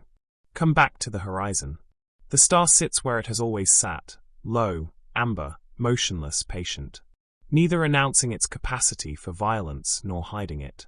Simply being what it is, a red dwarf, one of the most common objects in the galaxy, burning its conservative fuel at its conservative rate, holding this world in its gravitational grip with the same tidal patience that locked the planet's rotation long before anything was here to notice the locking. It is beautiful, this star. In its small, dim, ancient way, it is extraordinary. It will outlast your sun by a factor almost too large to hold in the mind. It will still be burning, quietly, conservatively, patiently, when the universe is 10 times older than it is now. When your sun has exhausted itself and expanded and faded into a quiet white remnant, this star will still be here, still holding this world in its gaze, still maintaining the locked arrangement that creates the Terminator's amber light, and the dayside's fire, and the nightside's ice. The flares are real. The radiation is real. The danger to the atmosphere is real. But so is the star's longevity. So is the magnetic field that may be protecting the atmosphere from the very radiation that threatens it. So is the possibility that this world, in this system, around this quiet ancient star, has found the particular combination of conditions that allows it to hold its air and its water and its amber terminator against all the stellar physics trying to strip them away. So is the mildness of the air you are breathing right now. Breathe it. The atmosphere that the star has been trying, patiently and intermittently, to remove from this world. This same air that the planet's magnetic field and its own chemical replenishment and the simple good fortune of its particular circumstances have conspired to keep in place, is the air that is in your lungs right now. The air that maintains the pressure that allows the water to remain liquid. The air that carries the warmth from the dayside to the nightside in the planet's great circulation. The air that creates the Terminator's mildness and the amber light and the gentle wind that you have been feeling against your skin since you arrived. This air has survived. Against the patient stripping of stellar winds, and the violent energetic events of flares, and the long geological time that makes everything that can go wrong eventually go wrong, this atmosphere has held. And because it has held, you are here, breathing it, in the amber light of a Terminator that has maintained its impossible balance of fire and ice through every flare the star has thrown at it, and every slow geological change the planet has moved through, and every long quiet million years of a red dwarf burning steadily in the dark. The star did not make this easy, but the world endured. And the Terminator, that narrow ring of amber mildness, sustained by atmospheric physics and magnetic protection, and the planet's own stubborn retention of the air it needs to remain anything other than exposed rock, is here. Still here. As it has been. As it will be. For longer than you need to think about right now. Rest in the air this world has kept for itself. It is extraordinary air, when you know what it survived. Breathe it slowly. Let it carry you towards sleep, the way good air always does. Without effort, without announcement, simply as the quiet support of a world that has done everything in its power to remain the kind of place where breathing is possible. The star holds still on the horizon. The atmosphere holds itself in place against the star's best efforts. And you, in the amber light between the fire and the ice, are held by both. You have been on this world long enough now to know it in your body. The amber light has become normal to you. Not a novelty, not something you have to remind yourself to notice, but simply the quality of the light here, the way the light is, the same way that the light of your own world became something you stopped actively seeing long ago and simply lived inside of. The mild air of the Terminator has settled into your breathing without effort. The motionless star on the horizon has become a fixture as unremarkable, in its way, as a mountain or a coastline, something the eye finds automatically and then moves on from, because it is always there and always the same, and the mind learns quickly what does not need to be monitored. You have acclimatized. And now, in the particular quality of stillness that comes when a place has stopped being strange and started being simply where you are, let your mind travel outward. Not far. Not to the deep reaches of the galaxy where the red dwarfs burn in their billions. Not to the cosmic web or the great filaments of matter or the distances that require units of measurement that have nothing to do with human experience. Close. As close as the stars get. There is a star near your sun. Not near in the way that cities are near each other. Not near in any way that has ever been meaningfully bridgeable by anything human beings have built, not yet. But near in the way that astronomers use the word, which is a relative and humbling kind of nearness. Near meaning closer than almost everything else, near meaning the smallest number on a list of distances that are all, without exception, enormous. It is called Proxima Centauri, and it is approximately 4 light years from your sun, 4 years of travel at the speed of light, which is to say a distance that current human spacecraft would require tens of thousands of years to cross, and that even the fastest things humanity has ever launched into space would traverse in a time frame that makes the concept of a round trip essentially theoretical. For light years, the nearest star, and orbiting it, at a distance far closer than your world orbits your sun, completing a full circuit in approximately 11 days, sweeping around its small dim star with the quick intimacy of a very close orbit. There is a planet, Proxima Centauri b. Let that name rest in the air of this terminator for a moment. Proxima Centauri b. The closest known exoplanet to your solar system. The world that sits, of all the planets that have been found orbiting other stars, at the shortest distance from the place you call home. The planetary neighbor, if the word neighbor can be stretched across 4 light years without losing all its meaning. It was confirmed in 2016, not so long ago, in the way that scientific discoveries measure time, and it caused, when its existence was announced, the particular quiet excitement that arrives when something expected is finally confirmed. Expected, because its star is a red dwarf and its orbit is close, and close orbits around red dwarfs exist in the habitable zone where temperatures might allow liquid water, and astronomers had been looking for exactly this kind of world around exactly this kind of star for exactly the reasons you now understand. Expected, and still extraordinary, because expectation does not diminish the moment when something real is found where a theory predicted it. There is a planet there, around the nearest star, in the habitable zone, almost certainly tidally locked. 11 days. Let that number find its proper strangeness in your mind.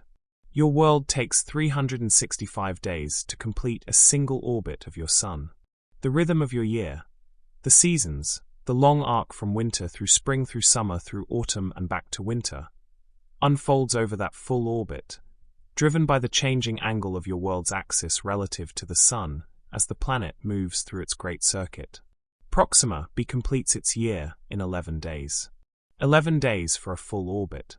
11 days for one complete circuit of its star, which means that in the time it takes your world to move from one point in its orbit to the next point, in the time it takes the seasons to shift by perhaps a week's worth of their slow progression, Proxima b has gone all the way around, has completed its year, has returned to where it started. But of course, it does not experience those 11 days the way your world experiences a year, because Proxima b, almost certainly, does not rotate independently of its orbit. It turns once, if it turns at all in the conventional sense, in 11 days. Its day is its year. One face of the planet has been in sunlight for as long as the planet has existed in its current configuration. One face has been in darkness. The Terminator has been in the same place, on that world, for longer than your species has existed. Proxima Centauri itself is a small star. Smaller than your sun. Substantially smaller, containing roughly an eighth of your sun's mass, burning at a surface temperature cool enough to give its light that deep red quality that distinguishes red dwarfs from the yellower, whiter stars of higher mass. It is not visible to the naked eye from Earth. It is too dim, too small, too far, despite being the nearest of all the stars. And yet it is there. A real star. Burning. Holding its planet in its gravitational grip with the tidal patience of 4 billion years.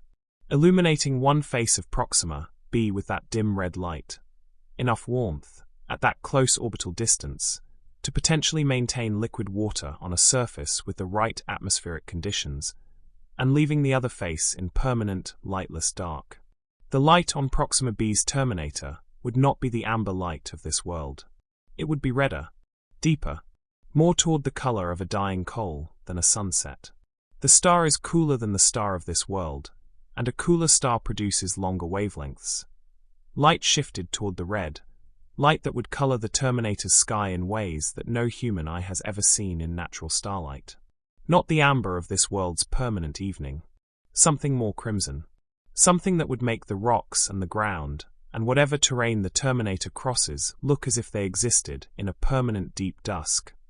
Not quite red, not quite orange, but somewhere in the spectrum between them that your vocabulary does not have a ready word for. A crimson terminator. On the nearest world. Whether Proxima b has an atmosphere is unknown. This is the question that sits at the center of everything else about this world and refuses, with the obstinacy of scientific uncertainty, to resolve itself into a clean answer. Because without an atmosphere, Proxima b is not the eyeball world of the scientific imagination, not the world with a mild terminator and a breathing circulation and rivers of air carrying heat from the day side to the night side. Without an atmosphere, it is exposed rock, one side scorched by the star's radiation, and the other side frozen in permanent dark, and the terminator between them a boundary between two kinds of hostility rather than a zone of possible mildness. And Proxima Centauri, the star, is a flare star. An active one.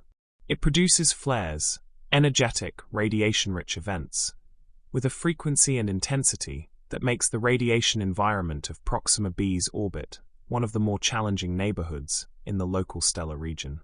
The ultraviolet radiation during a flare event at Proxima b's orbital distance would be extraordinary by any measure your biology is calibrated to consider comfortable. The X-rays, the energetic particles, all of it arriving at a planet that orbits close enough to its star to be warm enough for life, which also means close enough to be in the direct path of whatever the star decides to release. Has the atmosphere survived? Scientists genuinely do not know. The measurements that would definitively answer this question are at the edge of what current instruments can do, and the results so far have been suggestive rather than conclusive, hinting in different directions depending on the method used and the assumptions built into the analysis. Proxima b may have an atmosphere. It may have lost it. It may have a thin remnant of what was once something thicker.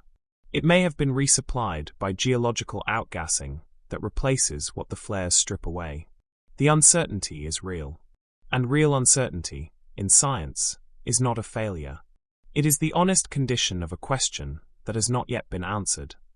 A question that is being worked on, that instruments not yet built will eventually address, that the steady accumulation of better observations and better models will gradually resolve. We are waiting for the answer. The nearest world is making us wait. Think about what it would mean if the answer is yes. If Proxima b has retained its atmosphere, if the magnetic field is strong enough, or the atmospheric replenishment fast enough, or the star's flares infrequent enough in their most damaging effects, then the nearest world to your solar system is, right now, a tidally locked planet with one face in starlight and one face in darkness, and a terminator running between them in that deep crimson light. It is there now. For light years away, which means that the light leaving it right now will arrive at Earth in 4 years, and the light you might theoretically see from it tonight. If your eyes were sensitive enough, if the instrumentation existed, left it 4 years ago. What is happening on Proxima b right now is happening in a real place, at a real moment, separated from you by a distance that light itself takes 4 years to cross. The nearest eyeball world, possibly with an atmosphere, possibly with liquid water, somewhere on its terminator, possibly with the mild, balanced, sustained conditions that the terminator of a tidally locked world can produce when the atmosphere is present and the circulation is working and the geography is cooperative. Possibly, right now, looking something like where you are sitting. That is a thought worth holding. Somewhere in the direction of the constellation Centaurus. Somewhere in a direction your night sky knows. At a distance your mind can gesture toward even if it cannot truly hold. There is a world with a terminator. With a fixed star on its horizon. With the same physics creating the same boundary between the same two kinds of extreme.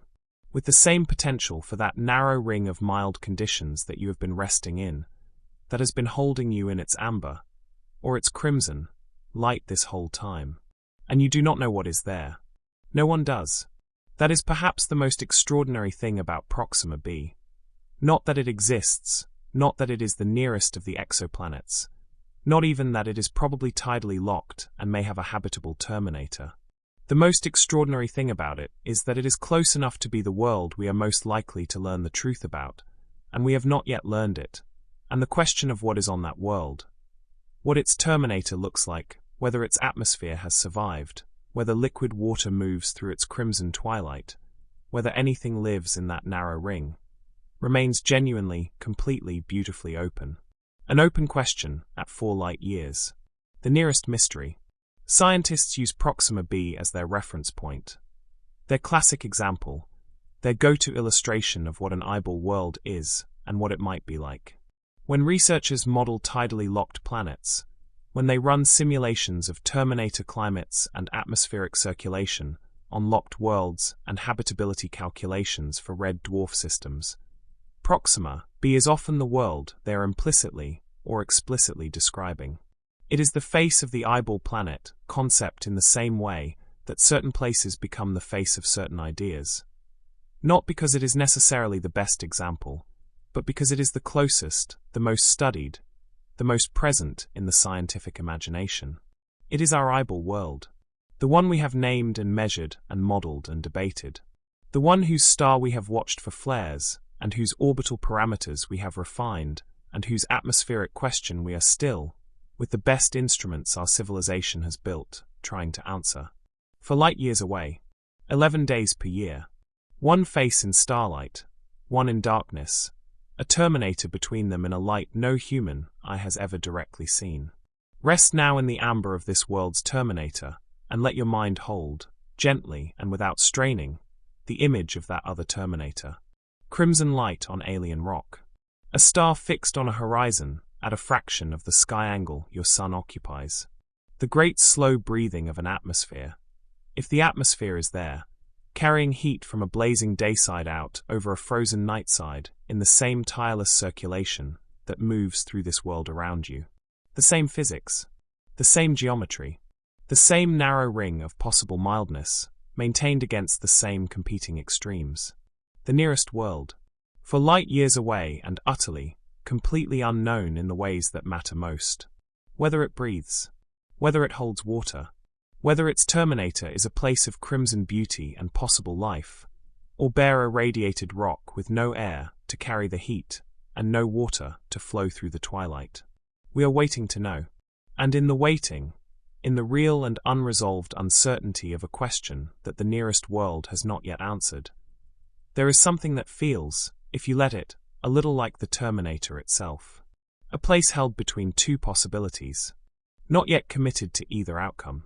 Suspended in the balance between what might be extraordinary and what might be simply empty, holding its answer in the dark and the light and the fixed star on its horizon, patient in the way that worlds are patient, which is more patient than anything else. Let your eyes grow heavy. Let the amber light of this world settle over you, and let the thought of the crimson light of that world, the nearest one, the one whose terminator we have never seen but have spent years imagining, let it drift alongside you into the beginning of sleep. It is there. For light years away, it is there right now, whatever it is. And someday, with better instruments, with more careful observation, with the slow and certain accumulation of knowledge that science makes its particular business, we will know what we are looking at. But not tonight. Tonight we are here, in this amber place, in this world's gentle terminator, held between fire and ice in the most livable place that this particular geometry of star and planet and atmosphere has been able to create. And 4 light-years away, in a direction you could point to if you knew which way to look, the nearest eyeball world holds its own secrets in its crimson light. Patient, as worlds always are, as you are becoming now, let sleep come. The nearest star is burning. The nearest world is waiting. And here, in the amber of this terminator, so are you, drifting between waking and sleep the way a planet drifts between the fire and the ice, suspended in the balance, held in the boundary, right where the conditions are just mild enough for something beautiful to rest. You have been thinking about the nearest world, about Proxima b and its crimson terminator and its open, unresolved question hanging in the dark 4 light-years away. That beautiful uncertainty, suspended between the possibility of atmosphere and the possibility of bare rock, between the possibility of water moving through a twilight ring and the possibility of nothing moving at all. You have held that question gently, the way you hold things that cannot yet be answered, and let it drift with you toward the edges of sleep without demanding resolution. But the universe is generous with its mysteries. There is another world, further away than Proxima b, much further, far enough that the distance loses the quality of nearness entirely and becomes simply large, simply the kind of number that astronomical distances become when they are not the smallest number on the list. But closer, in certain ways, to the questions that matter most. Closer to an answer about whether a tidally locked world can hold its atmosphere, whether it can maintain the pressure and the warmth and the circulation that the terminator needs to be something more than a boundary between 2 kinds of hostile. Let the amber light of this terminator hold you a little longer, and let this other world come into focus.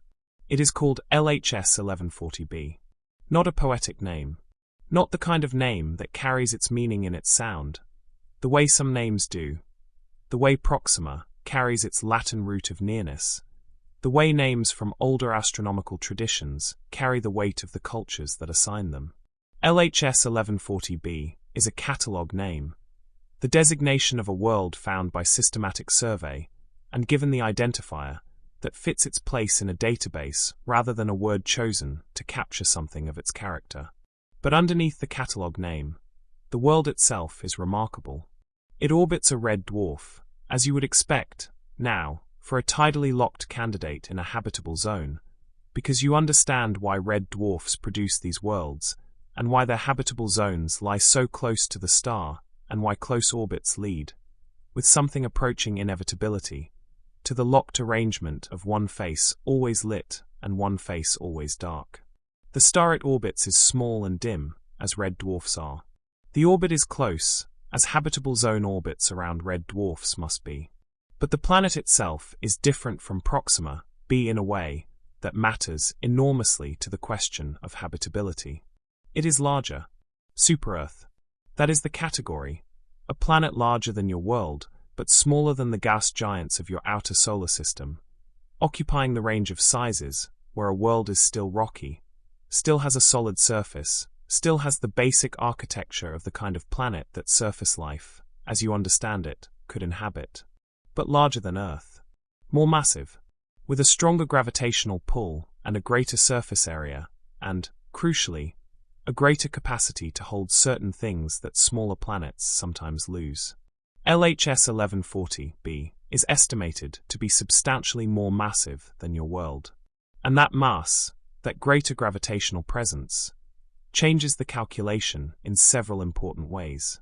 Begin with the atmosphere. A more massive planet holds its atmosphere more firmly than a smaller one. The escape velocity, the speed that a gas molecule needs to reach to leave the planet's gravitational well entirely, is higher on a more massive world. The thermal escape of atmospheric gases, which happens when molecules in the upper atmosphere are moving fast enough to reach escape velocity, is slower. The stripping by stellar wind, which is a real and significant threat around an active red dwarf as you now know, is resisted more effectively by the deeper gravitational well. A larger planet loses its atmosphere more slowly. This does not make atmospheric loss impossible. No amount of planetary mass makes a world immune to the patient work of a star's radiation over geological time. But it shifts the balance. It means that the atmosphere that LHS 1140b may have accumulated over its history has had a better chance of surviving the star's flares and winds and radiation than the atmosphere of a smaller world in the same position would have had. More mass, deeper gravity, a stronger grip on the air. Think about what that means for the Terminator. You have spent enough time in the Terminator of this world to understand, in a way that goes beyond intellectual knowledge and into something more physical, how completely the Terminator's character depends on the atmosphere. The mild temperatures, the gentle exchange of warmth between the day side and the night side, the amber quality of the light that arrives at exactly the right angle to feel like evening, the breathable air and the subtle wind and the quality of balance that makes the Terminator the most livable place on an otherwise extreme world. All of it is atmospheric. All of it depends on the presence of enough air to redistribute heat, to maintain pressure, to hold the Terminator in its improbable mildness against the fire and the ice on either side. A world that holds its atmosphere more securely is a world whose Terminator is more likely to be like this. Like the place you are resting in. LHS 1140b, with its greater mass and its deeper gravitational grip, is a world that scientists look at and find reason for a particular kind of cautious optimism. Not certainty. The measurements are still accumulating. The models are still being refined. The questions that remain unanswered are genuine and significant. But optimism, of the careful and evidence-informed kind that good scientists permit themselves when the data begins to point in an interesting direction. This world might have an atmosphere. This world might have held it against the flares and the stellar wind. This world might have a Terminator. There is something else that larger size brings, beyond the stronger grip on the atmosphere. Heat. Not from the star.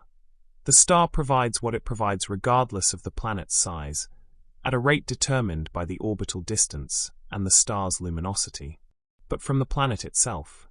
From the interior. A larger, more massive planet retains more of the heat generated during its formation. That primordial warmth from the accretion of material, from the compression of rock under its own gravity, from the decay of radioactive elements in its interior, than a smaller world does.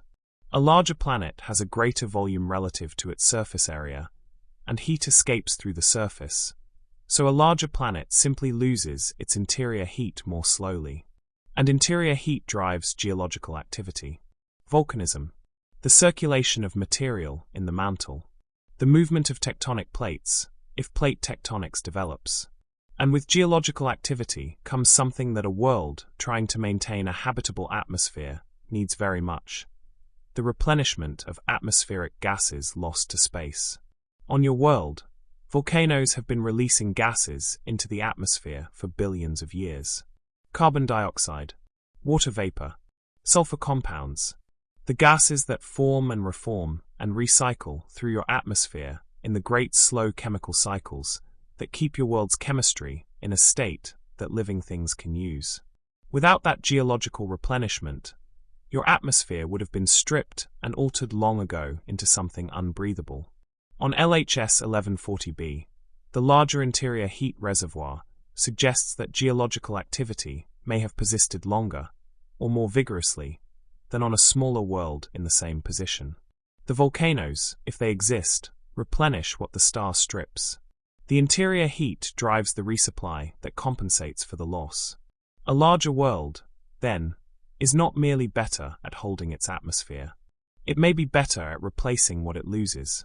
Scientists use LHS 1140b the way architects use reference buildings, as a real, specific example that grounds the theoretical in something concrete.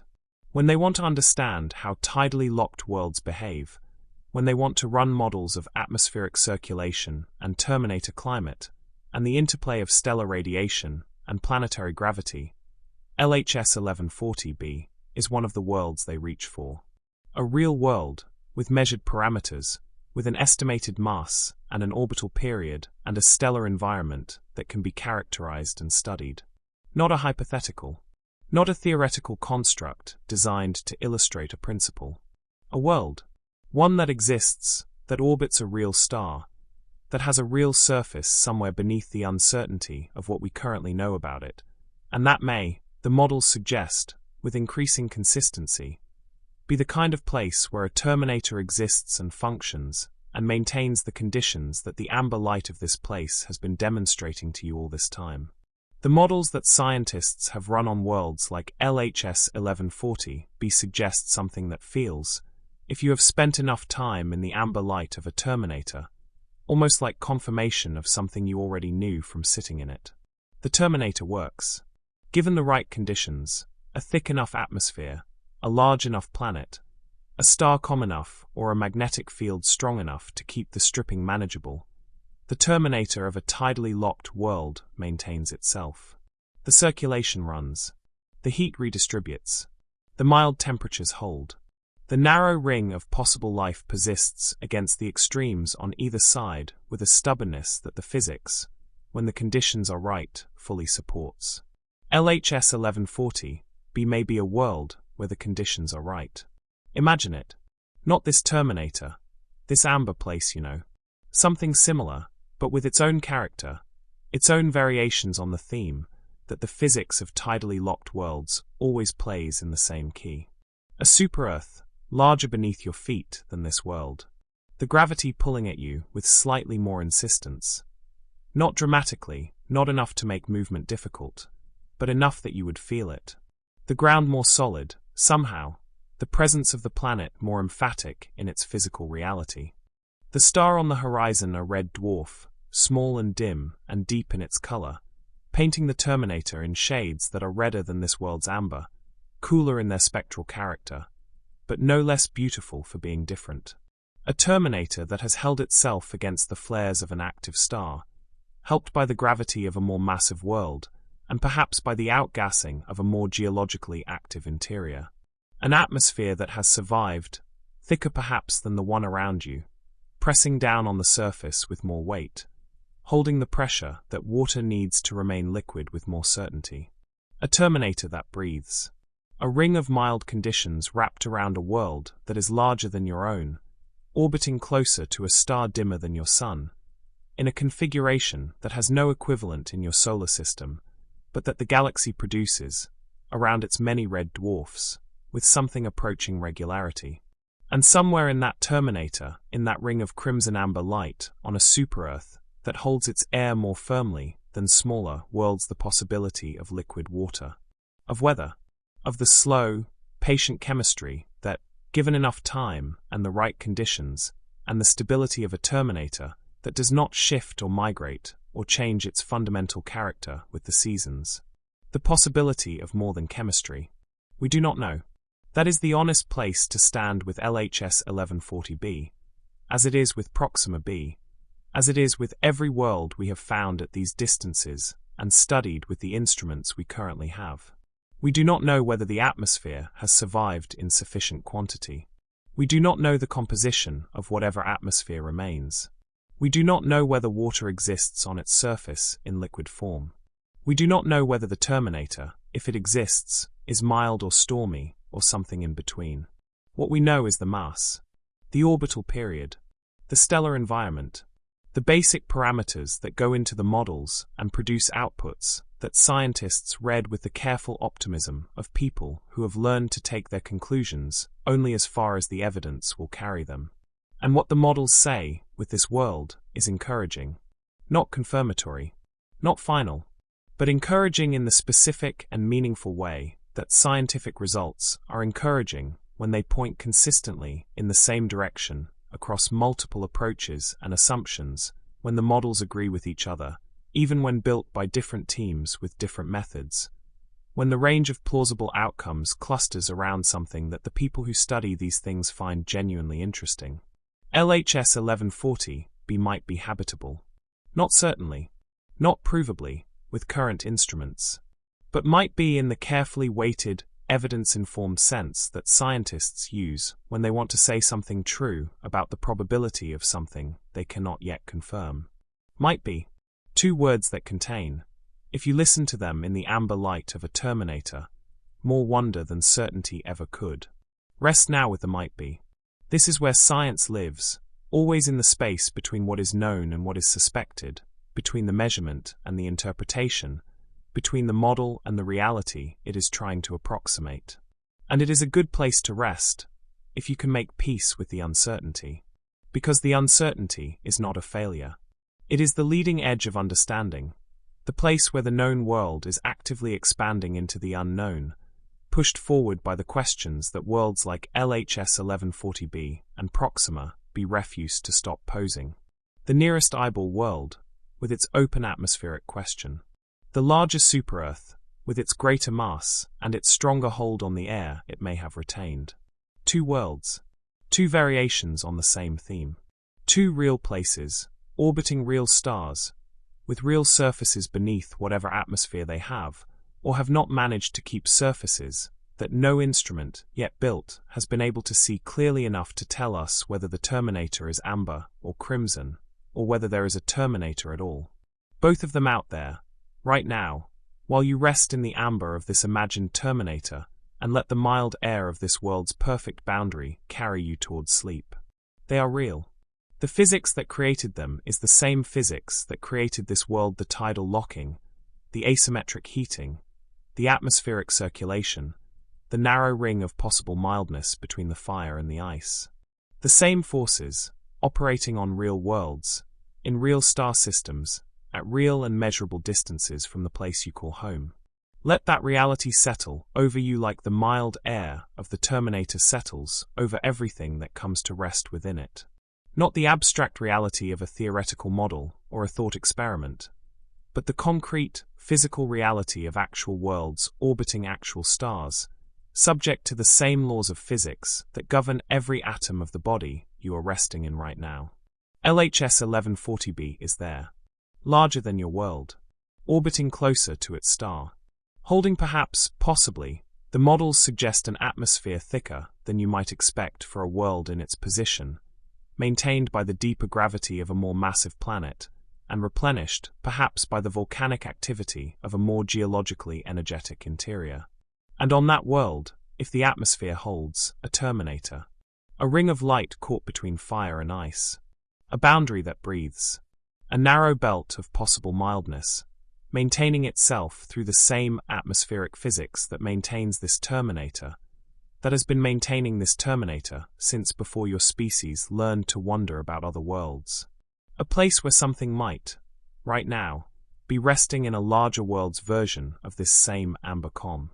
Or a place that is simply holding its possibility in the patient, geological way that worlds hold their possibilities, quietly, without urgency, across timescales that make human waiting feel like a held breath. Either way, it is there. And the knowing of it, the simple, grounding, extraordinary fact of its existence as a real world in a real star system with real parameters that real scientists are working to understand, is something you can carry with you into sleep. There are worlds like this, not imagined, not hypothetical, real and nearby and waiting to be understood. Close your eyes. Let the larger world rest in its own terminator, wherever that terminator is. Let this world rest in its amber light. And let yourself rest in the mild, sustained, patient mildness of the boundary between fire and ice, held in the balance that the physics of a locked world makes possible, and that you have spent this long evening learning to trust. The super-Earth holds its air. The terminator holds its light.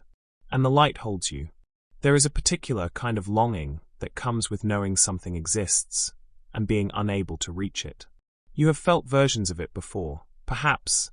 The mountain visible from the city that you have never had occasion to climb, the coastline glimpsed from a train window moving too fast to stop, the place described by someone who has been there, described with such clarity and warmth and specific detail that you feel, by the end of the description, that you almost know it, that you could almost find your way around it. And yet the almost is the entire distance between having been somewhere and never having been there at all.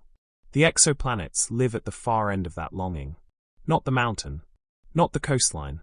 Not a place a train or a plane or a ship could eventually bring you to, given enough time and the right connections.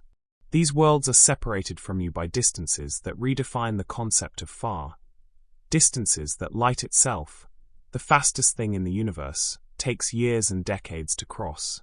Distances that make the word unreachable feel not like a practical obstacle, but like a fundamental feature of the situation, a constraint built into the physics, rather than merely into the technology of the moment.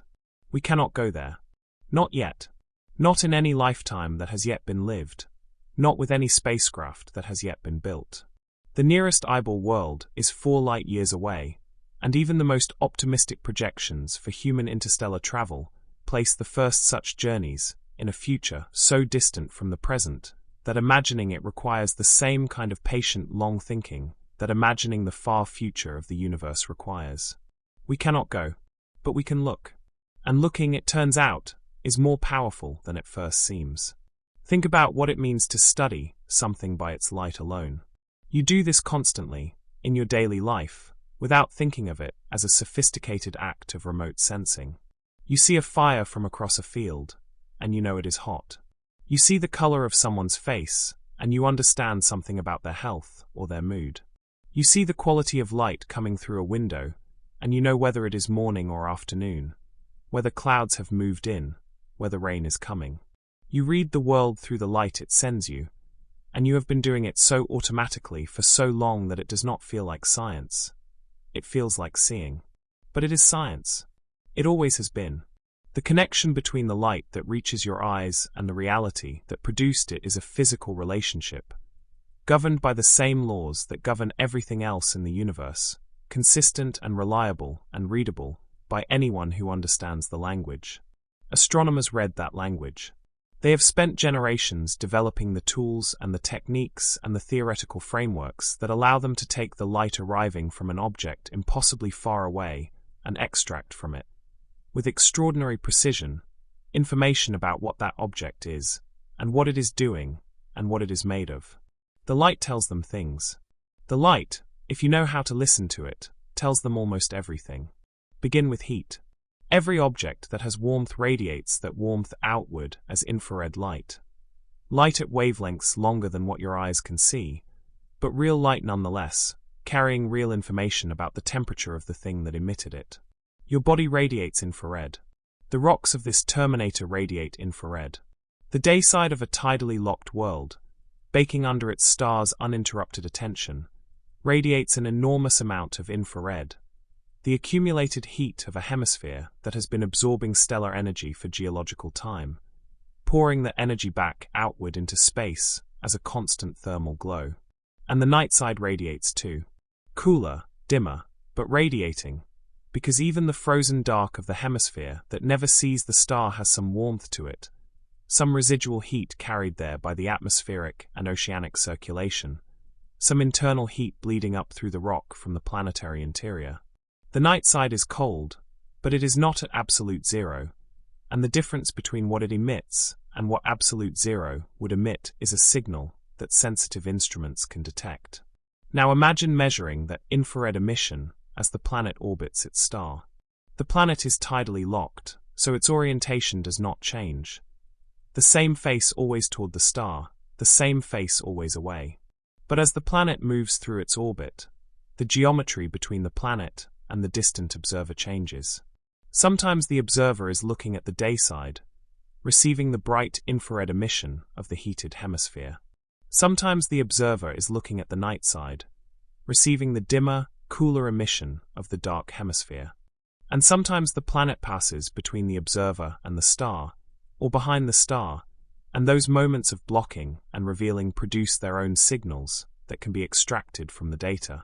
By tracking how the total infrared brightness of the system changes as the planet moves through its orbit, by building what astronomers call a thermal phase curve, you can map, in remarkable detail, the temperature distribution across the planet's surface.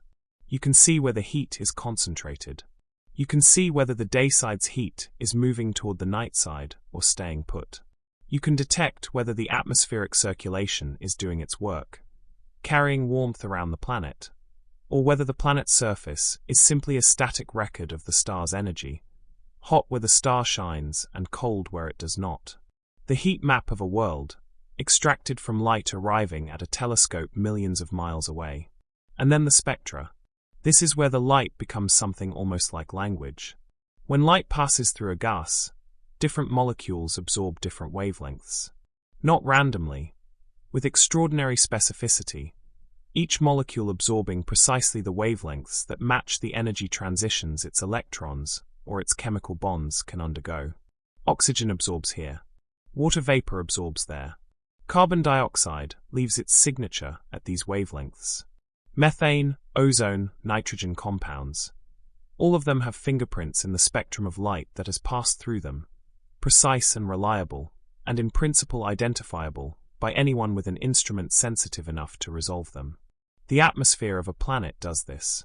When the planet passes in front of its star, a transit, in the language of the field, some of the star's light passes through the thin annular ring of the planet's atmosphere before continuing its journey toward the observer. And as it passes through, the atmospheric gases absorb some of it, in their characteristic and molecule-specific ways, and what arrives at the observer is not quite the same spectrum as the star alone would produce. It has been altered, subtly, by the presence and composition of the planetary atmosphere. The alteration is the signal. The difference between the star's spectrum with the planet's atmosphere in the way, and the star's spectrum without it is small. Often very small, requiring instruments of extraordinary precision to detect. But it is real. It is physically real, produced by the physical interaction of light and atmospheric molecules, and it carries information. It carries the composition of the atmosphere.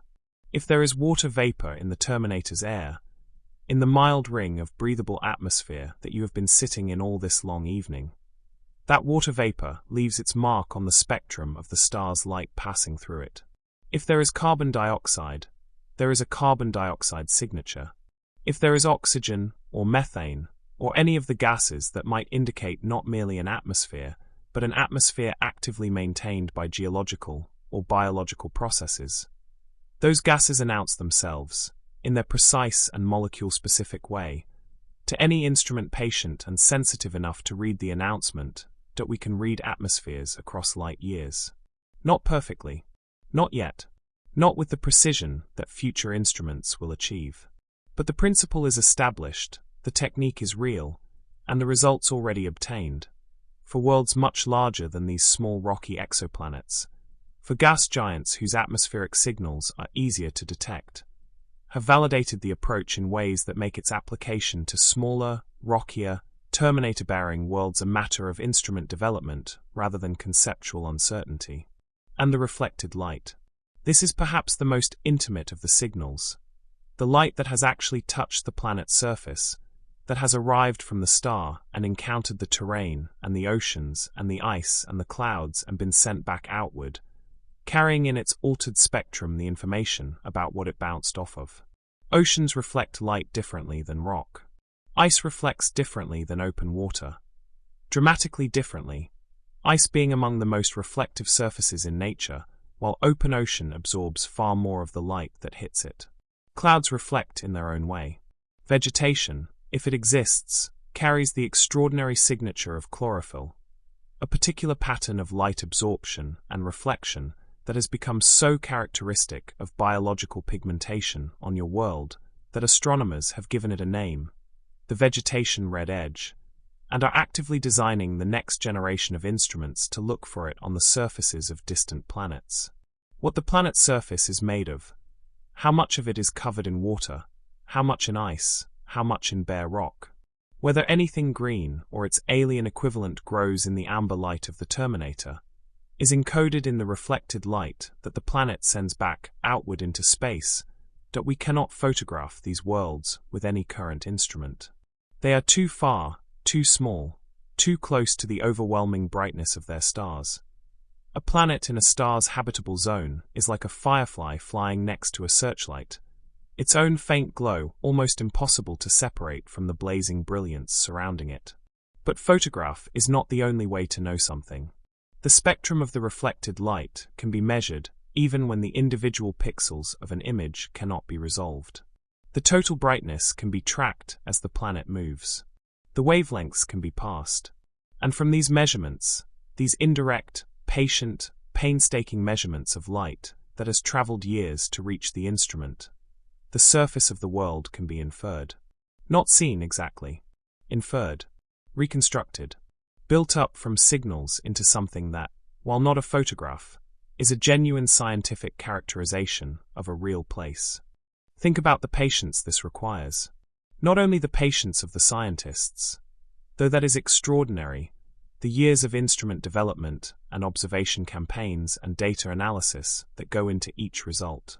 But the deeper patience encoded in the process itself, the patience of knowing that this is how it works, that the universe keeps its secrets in the only currency it deals in, light, and that the only way to read those secrets is to develop better and better ways of listening to what the light is saying.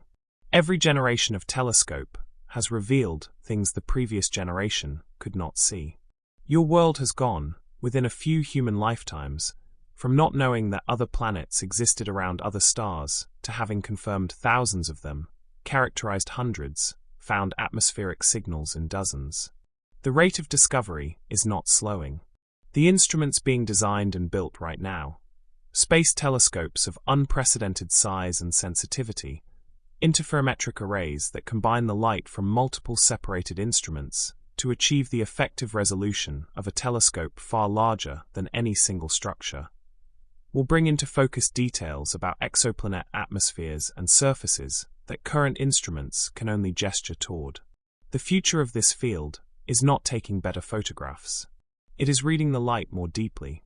And reading the light more deeply will tell us, eventually, whether the terminator of Proxima beholds air and water and the mild conditions that you have been resting in. Whether LHS 1140b's greater mass has done what the models suggest and held its atmosphere against the patient stripping of its star's radiation.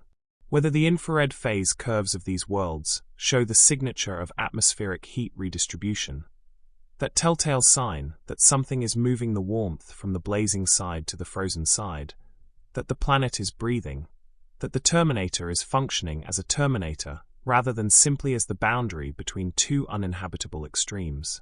The answers are coming. Not tonight.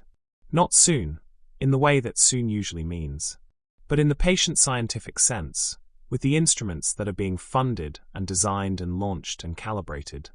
The answers are coming. Rest in that.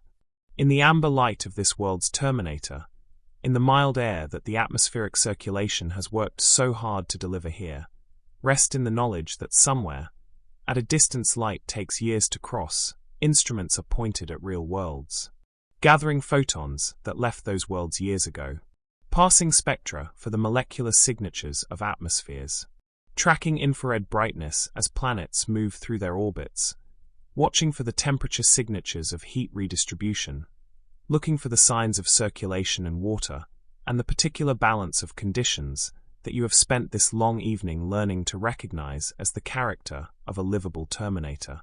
The looking is happening. Right now, while you rest, the looking is happening. Telescopes in space are gathering the ancient light of distant worlds and sending it to detectors that record it with a patience and a precision that no human eye could achieve, and the data is accumulating, photon by patient photon, toward the moment when the signal rises above the noise, and the spectrum resolves, and the scientist looking at the output sees something that they recognize.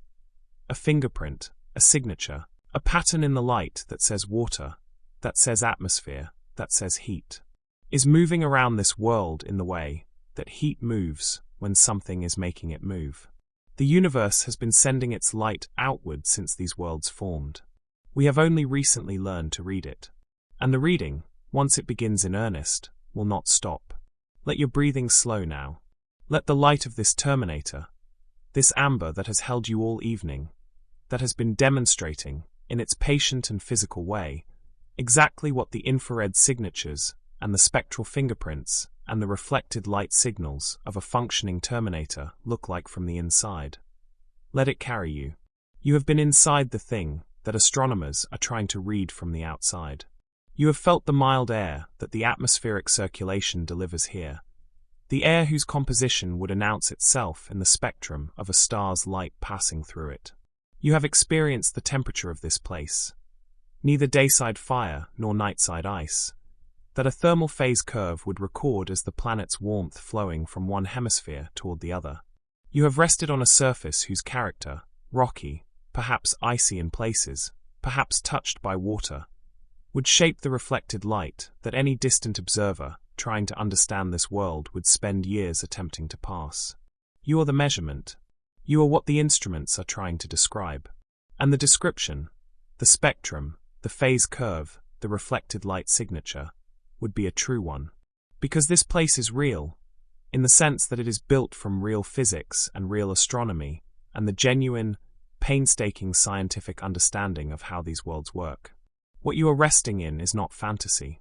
It is the extrapolation of real knowledge toward a real place, lit by real physics, governed by the same laws that govern every atom of the instruments currently pointed at the distant stars.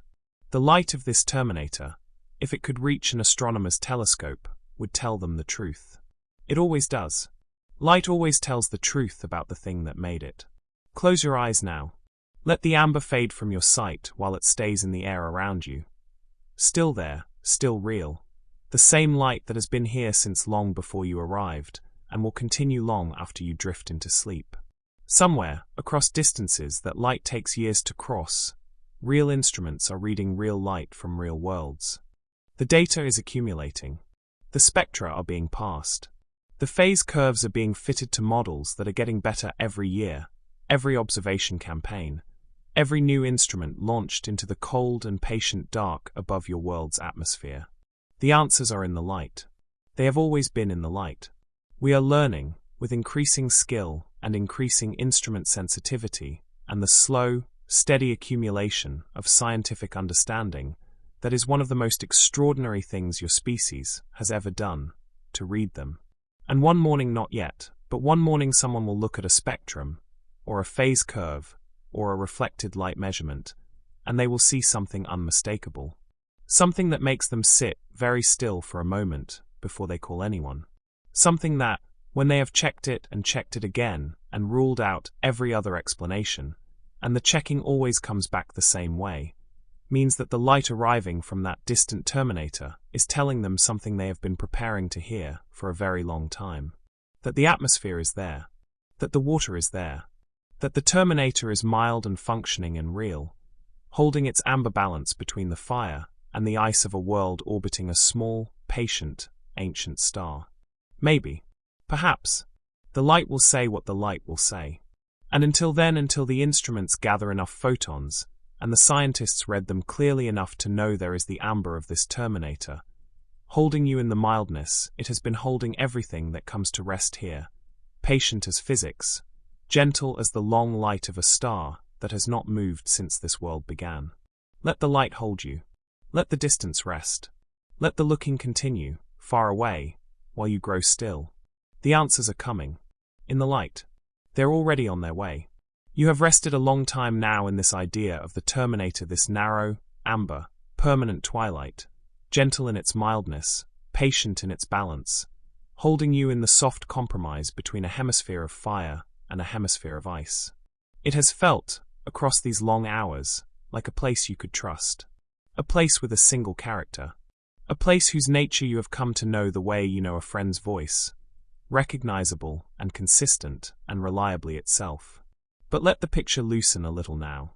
Because the truth, the fuller truth, the one that the simple image of the eyeball planet only begins to suggest is stranger than this. More varied, more restless in places, and more expansive in others. The terminator you have been resting in is one terminator, one particular configuration of physics and geography and atmosphere. It is not the only way this story can unfold. There are other versions, and some of them are wilder than anything you have felt here. Listen, for a moment, beyond the gentle wind you have grown accustomed to. Imagine a different terminator, somewhere else, a world whose atmospheric circulation has organized itself, not into the calm and breathable mildness you have known, but into something more turbulent.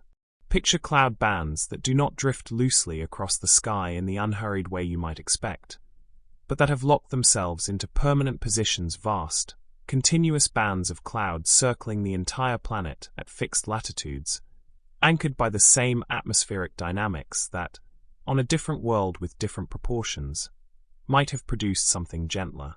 These bands do not move on.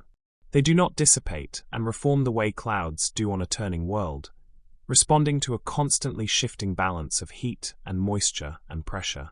They simply remain vast structures of cloud, sometimes thick enough to block significant portions of the star's light from ever reaching the surface beneath them, sometimes thin and high, and simply present as a permanent feature of the sky rather than a passing weather event. A planet with bands like this would have a terminator with weather, but not the kind of weather not the kind that changes from day to day, because there is no day to day. Weather instead that simply is. Permanent. Structural. As much a part of the planet's identity as the position of its continents. Picture standing beneath one of these bands. The light filtering down through a permanent ceiling of cloud, diffuse and strange, never quite reaching the clarity of an open sky.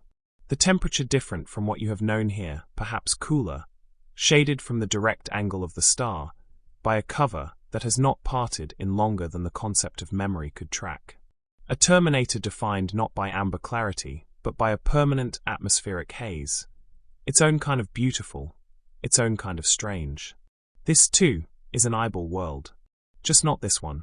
And consider storms. On your world, storms are events. They arrive, build, peak, and dissipate, driven by the temporary alignment of conditions that the planet's constant rotation and seasonal cycling are always rearranging. A hurricane forms over warm ocean water, intensifies, makes landfall or weakens over open sea, and within days or weeks it has gone, its energy dispersed, its structure dissolved, its existence reduced to data and memory, and whatever damage it left behind. But imagine a tidally locked world where the conditions that generate a storm do not change. The temperature difference between dayside and nightside that drives a planet's atmospheric circulation is, as you now understand deeply, permanent. It does not shift with the seasons, because there are no seasons. It does not weaken at certain times of year, because there is no year in the conventional sense, only the fixed, eternal relationship between the locked planet and its unmoving star. If a storm forms under these permanent conditions, anchored perhaps near the substellar point, where the rising column of superheated air creates a persistent, organized atmospheric disturbance, there may be nothing to make it stop. The storm could become a permanent feature, a vast, rotating system of cloud and wind, centered on the point of maximum heating, that has been spinning in the same place for centuries, for millennia. For as long as the planet has held its locked configuration, and the star has continued its steady output. Not an event, a structure, a permanent storm the way a mountain range is permanent, built by forces that do not relent, sustained by an energy source that never wavers, occupying its place on the map of the planet as surely as any geographic feature. Imagine looking up from somewhere near the edge of the dayside and seeing the same storm that has been visible from that exact vantage point for 10,000 years. Unchanged in its essential structure, recognizable across a span of time that would, on your world, contain the entire history of human civilization several times over. A storm that simply is, the way the star simply is. A permanent feature of weather on a planet where weather, in the deepest sense, does not really happen the way it happens on a turning world. It simply exists. But not every variation makes the world harsher. Remember the geography you considered before. The way continents and oceans determine whether the planet's circulation can do its work of carrying heat between the hemispheres. You understood, in that earlier exploration, that the wrong arrangement of land could block the ocean currents and starve the night side of warmth, and let the ice grow unchecked. But the arrangement could also go the other way. Imagine a world where the oceans are arranged with particular generosity, where no great landmass interrupts the warm currents flowing from the dayside, where the geography of the seafloor channels heat efficiently from the blazing hemisphere to the frozen one with an efficiency that this world's own oceans, if it has them, might only approximate. On such a world, the ocean's redistribution of heat could be so effective that the temperature difference between dayside and nightside, while still present, while still the fundamental driver of everything, is moderated to a degree that changes the entire character of the planet's habitability. Not a narrow ring of mild conditions. Something broader. If the ocean carries enough heat efficiently enough, the temperate zone of such a world might extend well beyond the terminator itself, pushing into what would otherwise be the deep dayside, tempering its extremes, and pushing into what would otherwise be the deep nightside, warming it beyond the frozen condition you have come to associate with the planet's dark hemisphere. The amber ring you have rested in all this evening might, on such a world, simply be the core of a much larger habitable region. A temperate zone covering not a narrow band, but a substantial fraction of the entire globe. This is not a fantasy. This is what the models suggest happens on ocean-dominated, tidally locked worlds with efficient heat transport.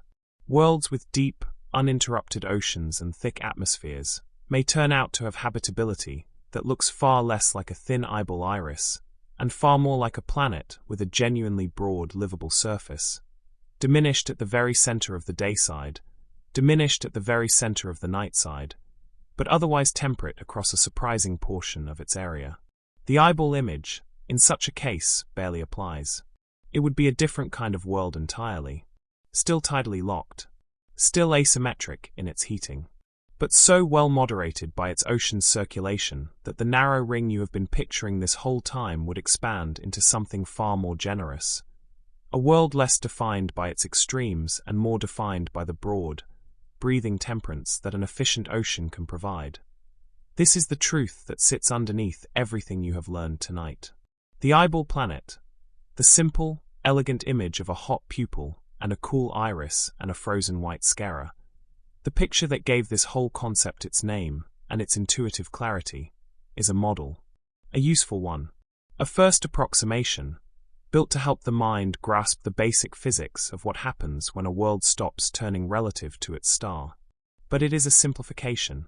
The real worlds, the ones orbiting the red dwarfs scattered across this galaxy in numbers too large to comfortably hold in the mind, the ones whose light astronomers are gathering patiently across years and decades, the ones like Proxima b and LHS 1140, b whose true nature remains genuinely unknown. These worlds will not conform neatly to a single, simple picture. Some will have the calm amber terminator you have rested in tonight.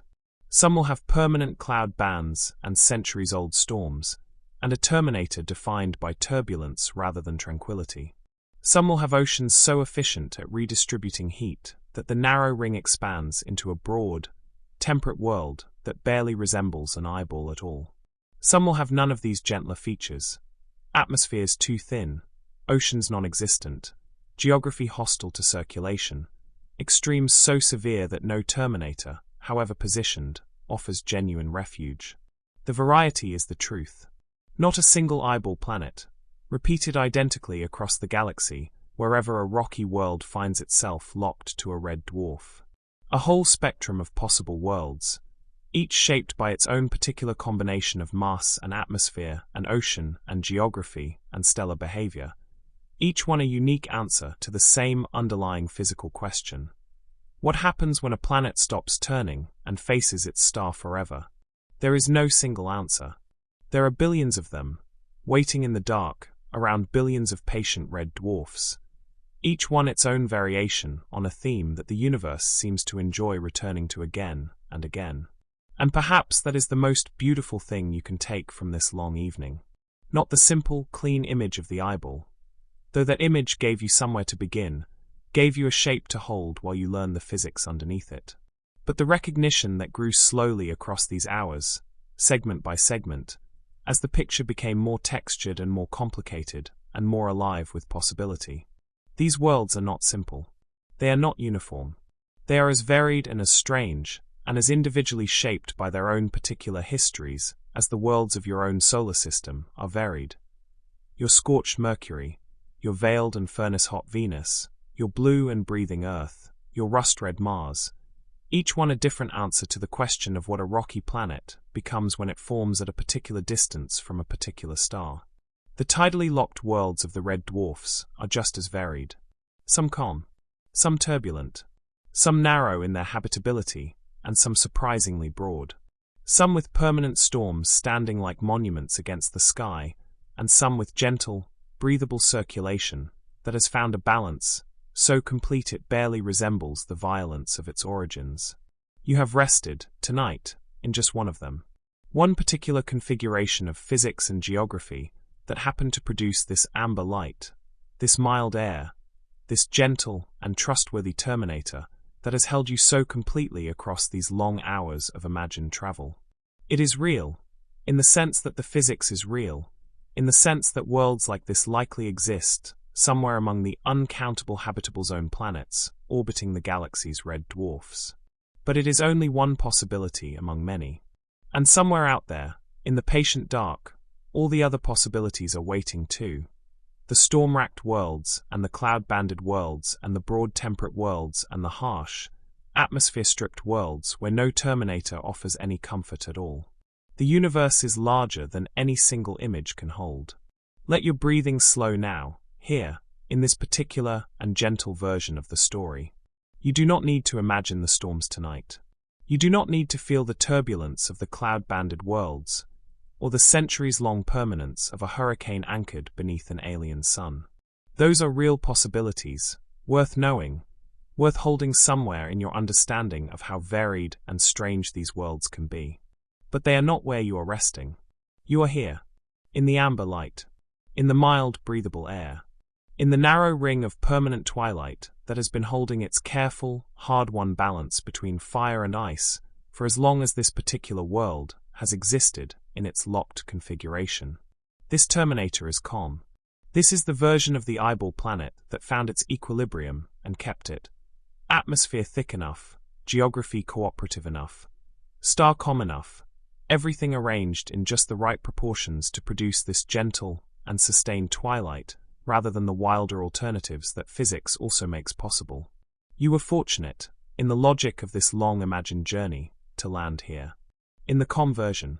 In the version with the breathable air and the amber sky and the soft, patient wind that has been carrying you, segment by segment, towards sleep. Let it carry you the rest of the way now.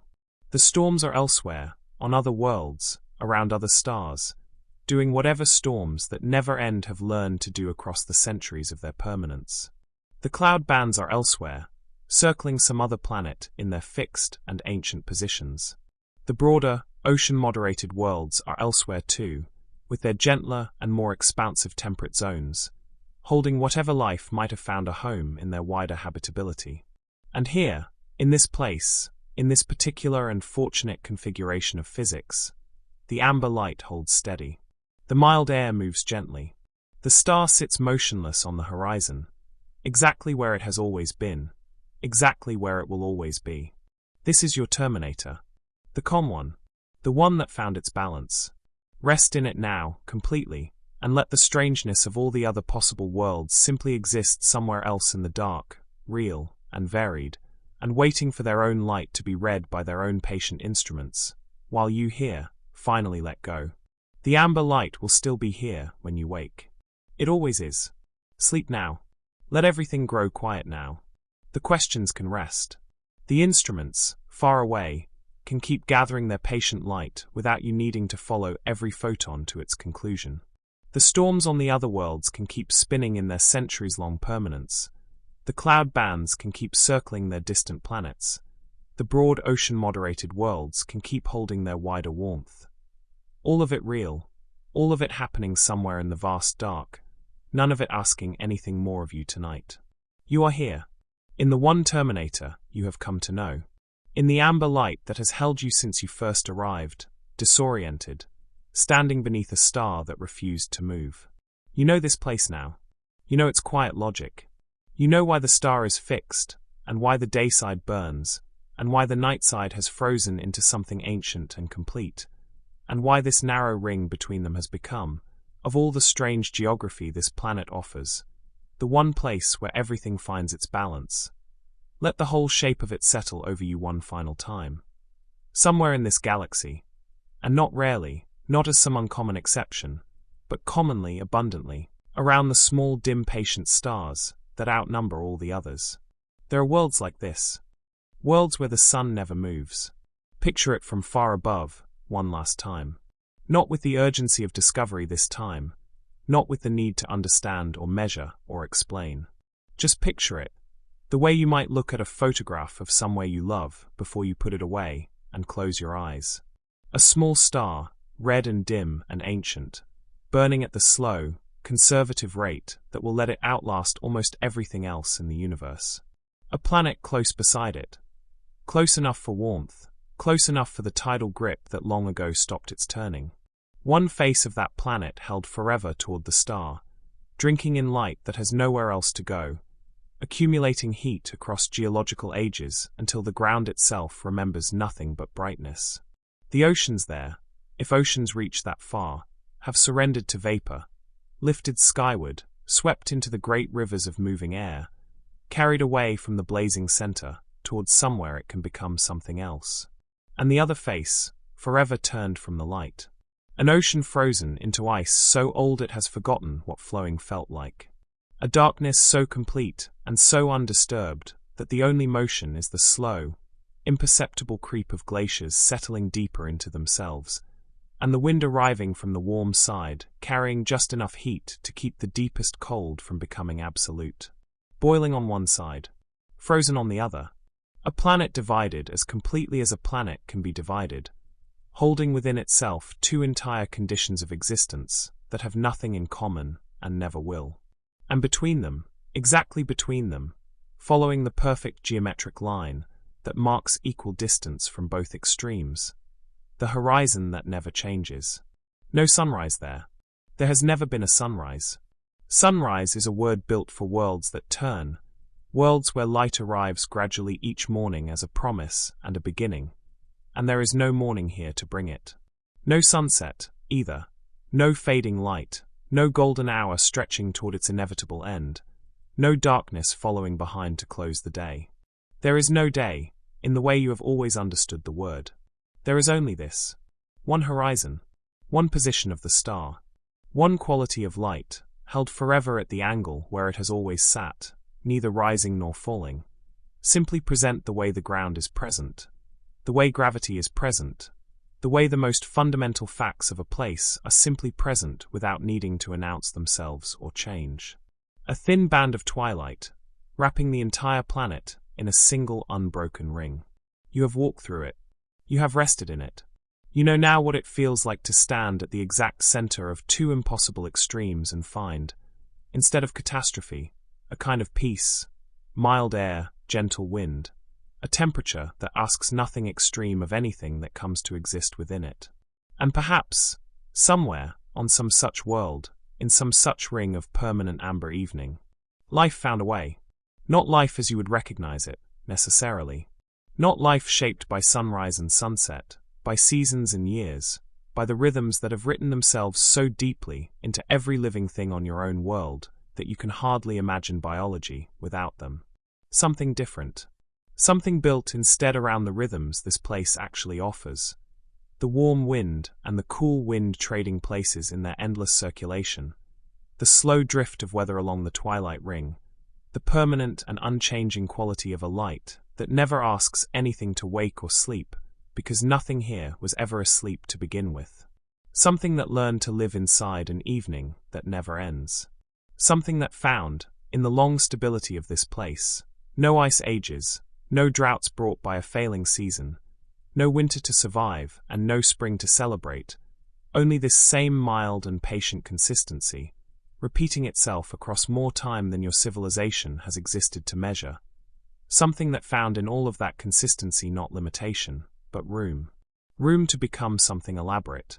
Something unhurried. Something that did not need to spend its existence bracing for change, because change, here, simply does not come. Or perhaps nothing lives there at all.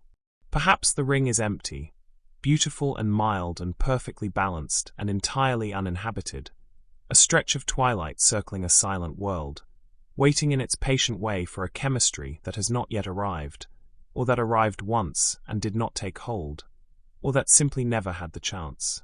You do not know. No one does. Not yet. And there is something gentle in that not knowing, something that asks nothing more of you than to rest inside the possibility of it. The ring is there, somewhere, real and physical, and shaped by the same forces that shape the one around you tonight. Whether it holds life or simply holds light, it holds itself together with the same quiet stubbornness, the same atmosphere doing its tireless work, the same circulation carrying warmth from where there is too much to where there is too little, the same narrow band of mildness sustained against two extremes that would otherwise leave nothing in between but emptiness. Let your own breathing settle into that same rhythm now. In, slow and unhurried, the way the warm wind drifts from the blazing dayside. Out, slow and unhurried, the way the cool wind returns from the frozen dark. You have spent this whole long evening inside a single sustained moment. The moment a planet would experience forever, if a planet could experience anything at all. The held breath of a perpetual dusk. The light that never finishes falling. The horizon that has nothing left to do but simply be itself, endlessly, for as long as the star continues to shine and the planet continues to hold its locked and patient orbit. There is nowhere to be. There is nothing more to understand tonight. The star will still be there when you wake, not because it waited for you, but because it has never once, in all its long history, been anywhere else. Low on the horizon, amber, motionless, holding this thin and beautiful band of light steady around the whole curve of the world, the way it always has, the way it always will, long after you have drifted past the edge of waking and into whatever rest is waiting for you. Somewhere, this world is real. Somewhere, perhaps many such worlds are real, turning their permanent gaze toward their small patient stars, dividing themselves between fire and ice, holding their narrow rings of twilight steady against impossible odds, waiting in the dark for the day our instruments grow keen enough to finally read their light and know, with certainty, what has been resting there all along. But that is for another time. For now, there is only this: the amber light, the endless evening, the thin and patient horizon that asks nothing of you except to rest inside it. No sunrise is coming. No sunset is leaving. There is only this single, sustained, endless sunset, and you here, finally still, held gently at the center of it. Sleep now. The light will keep. It always does.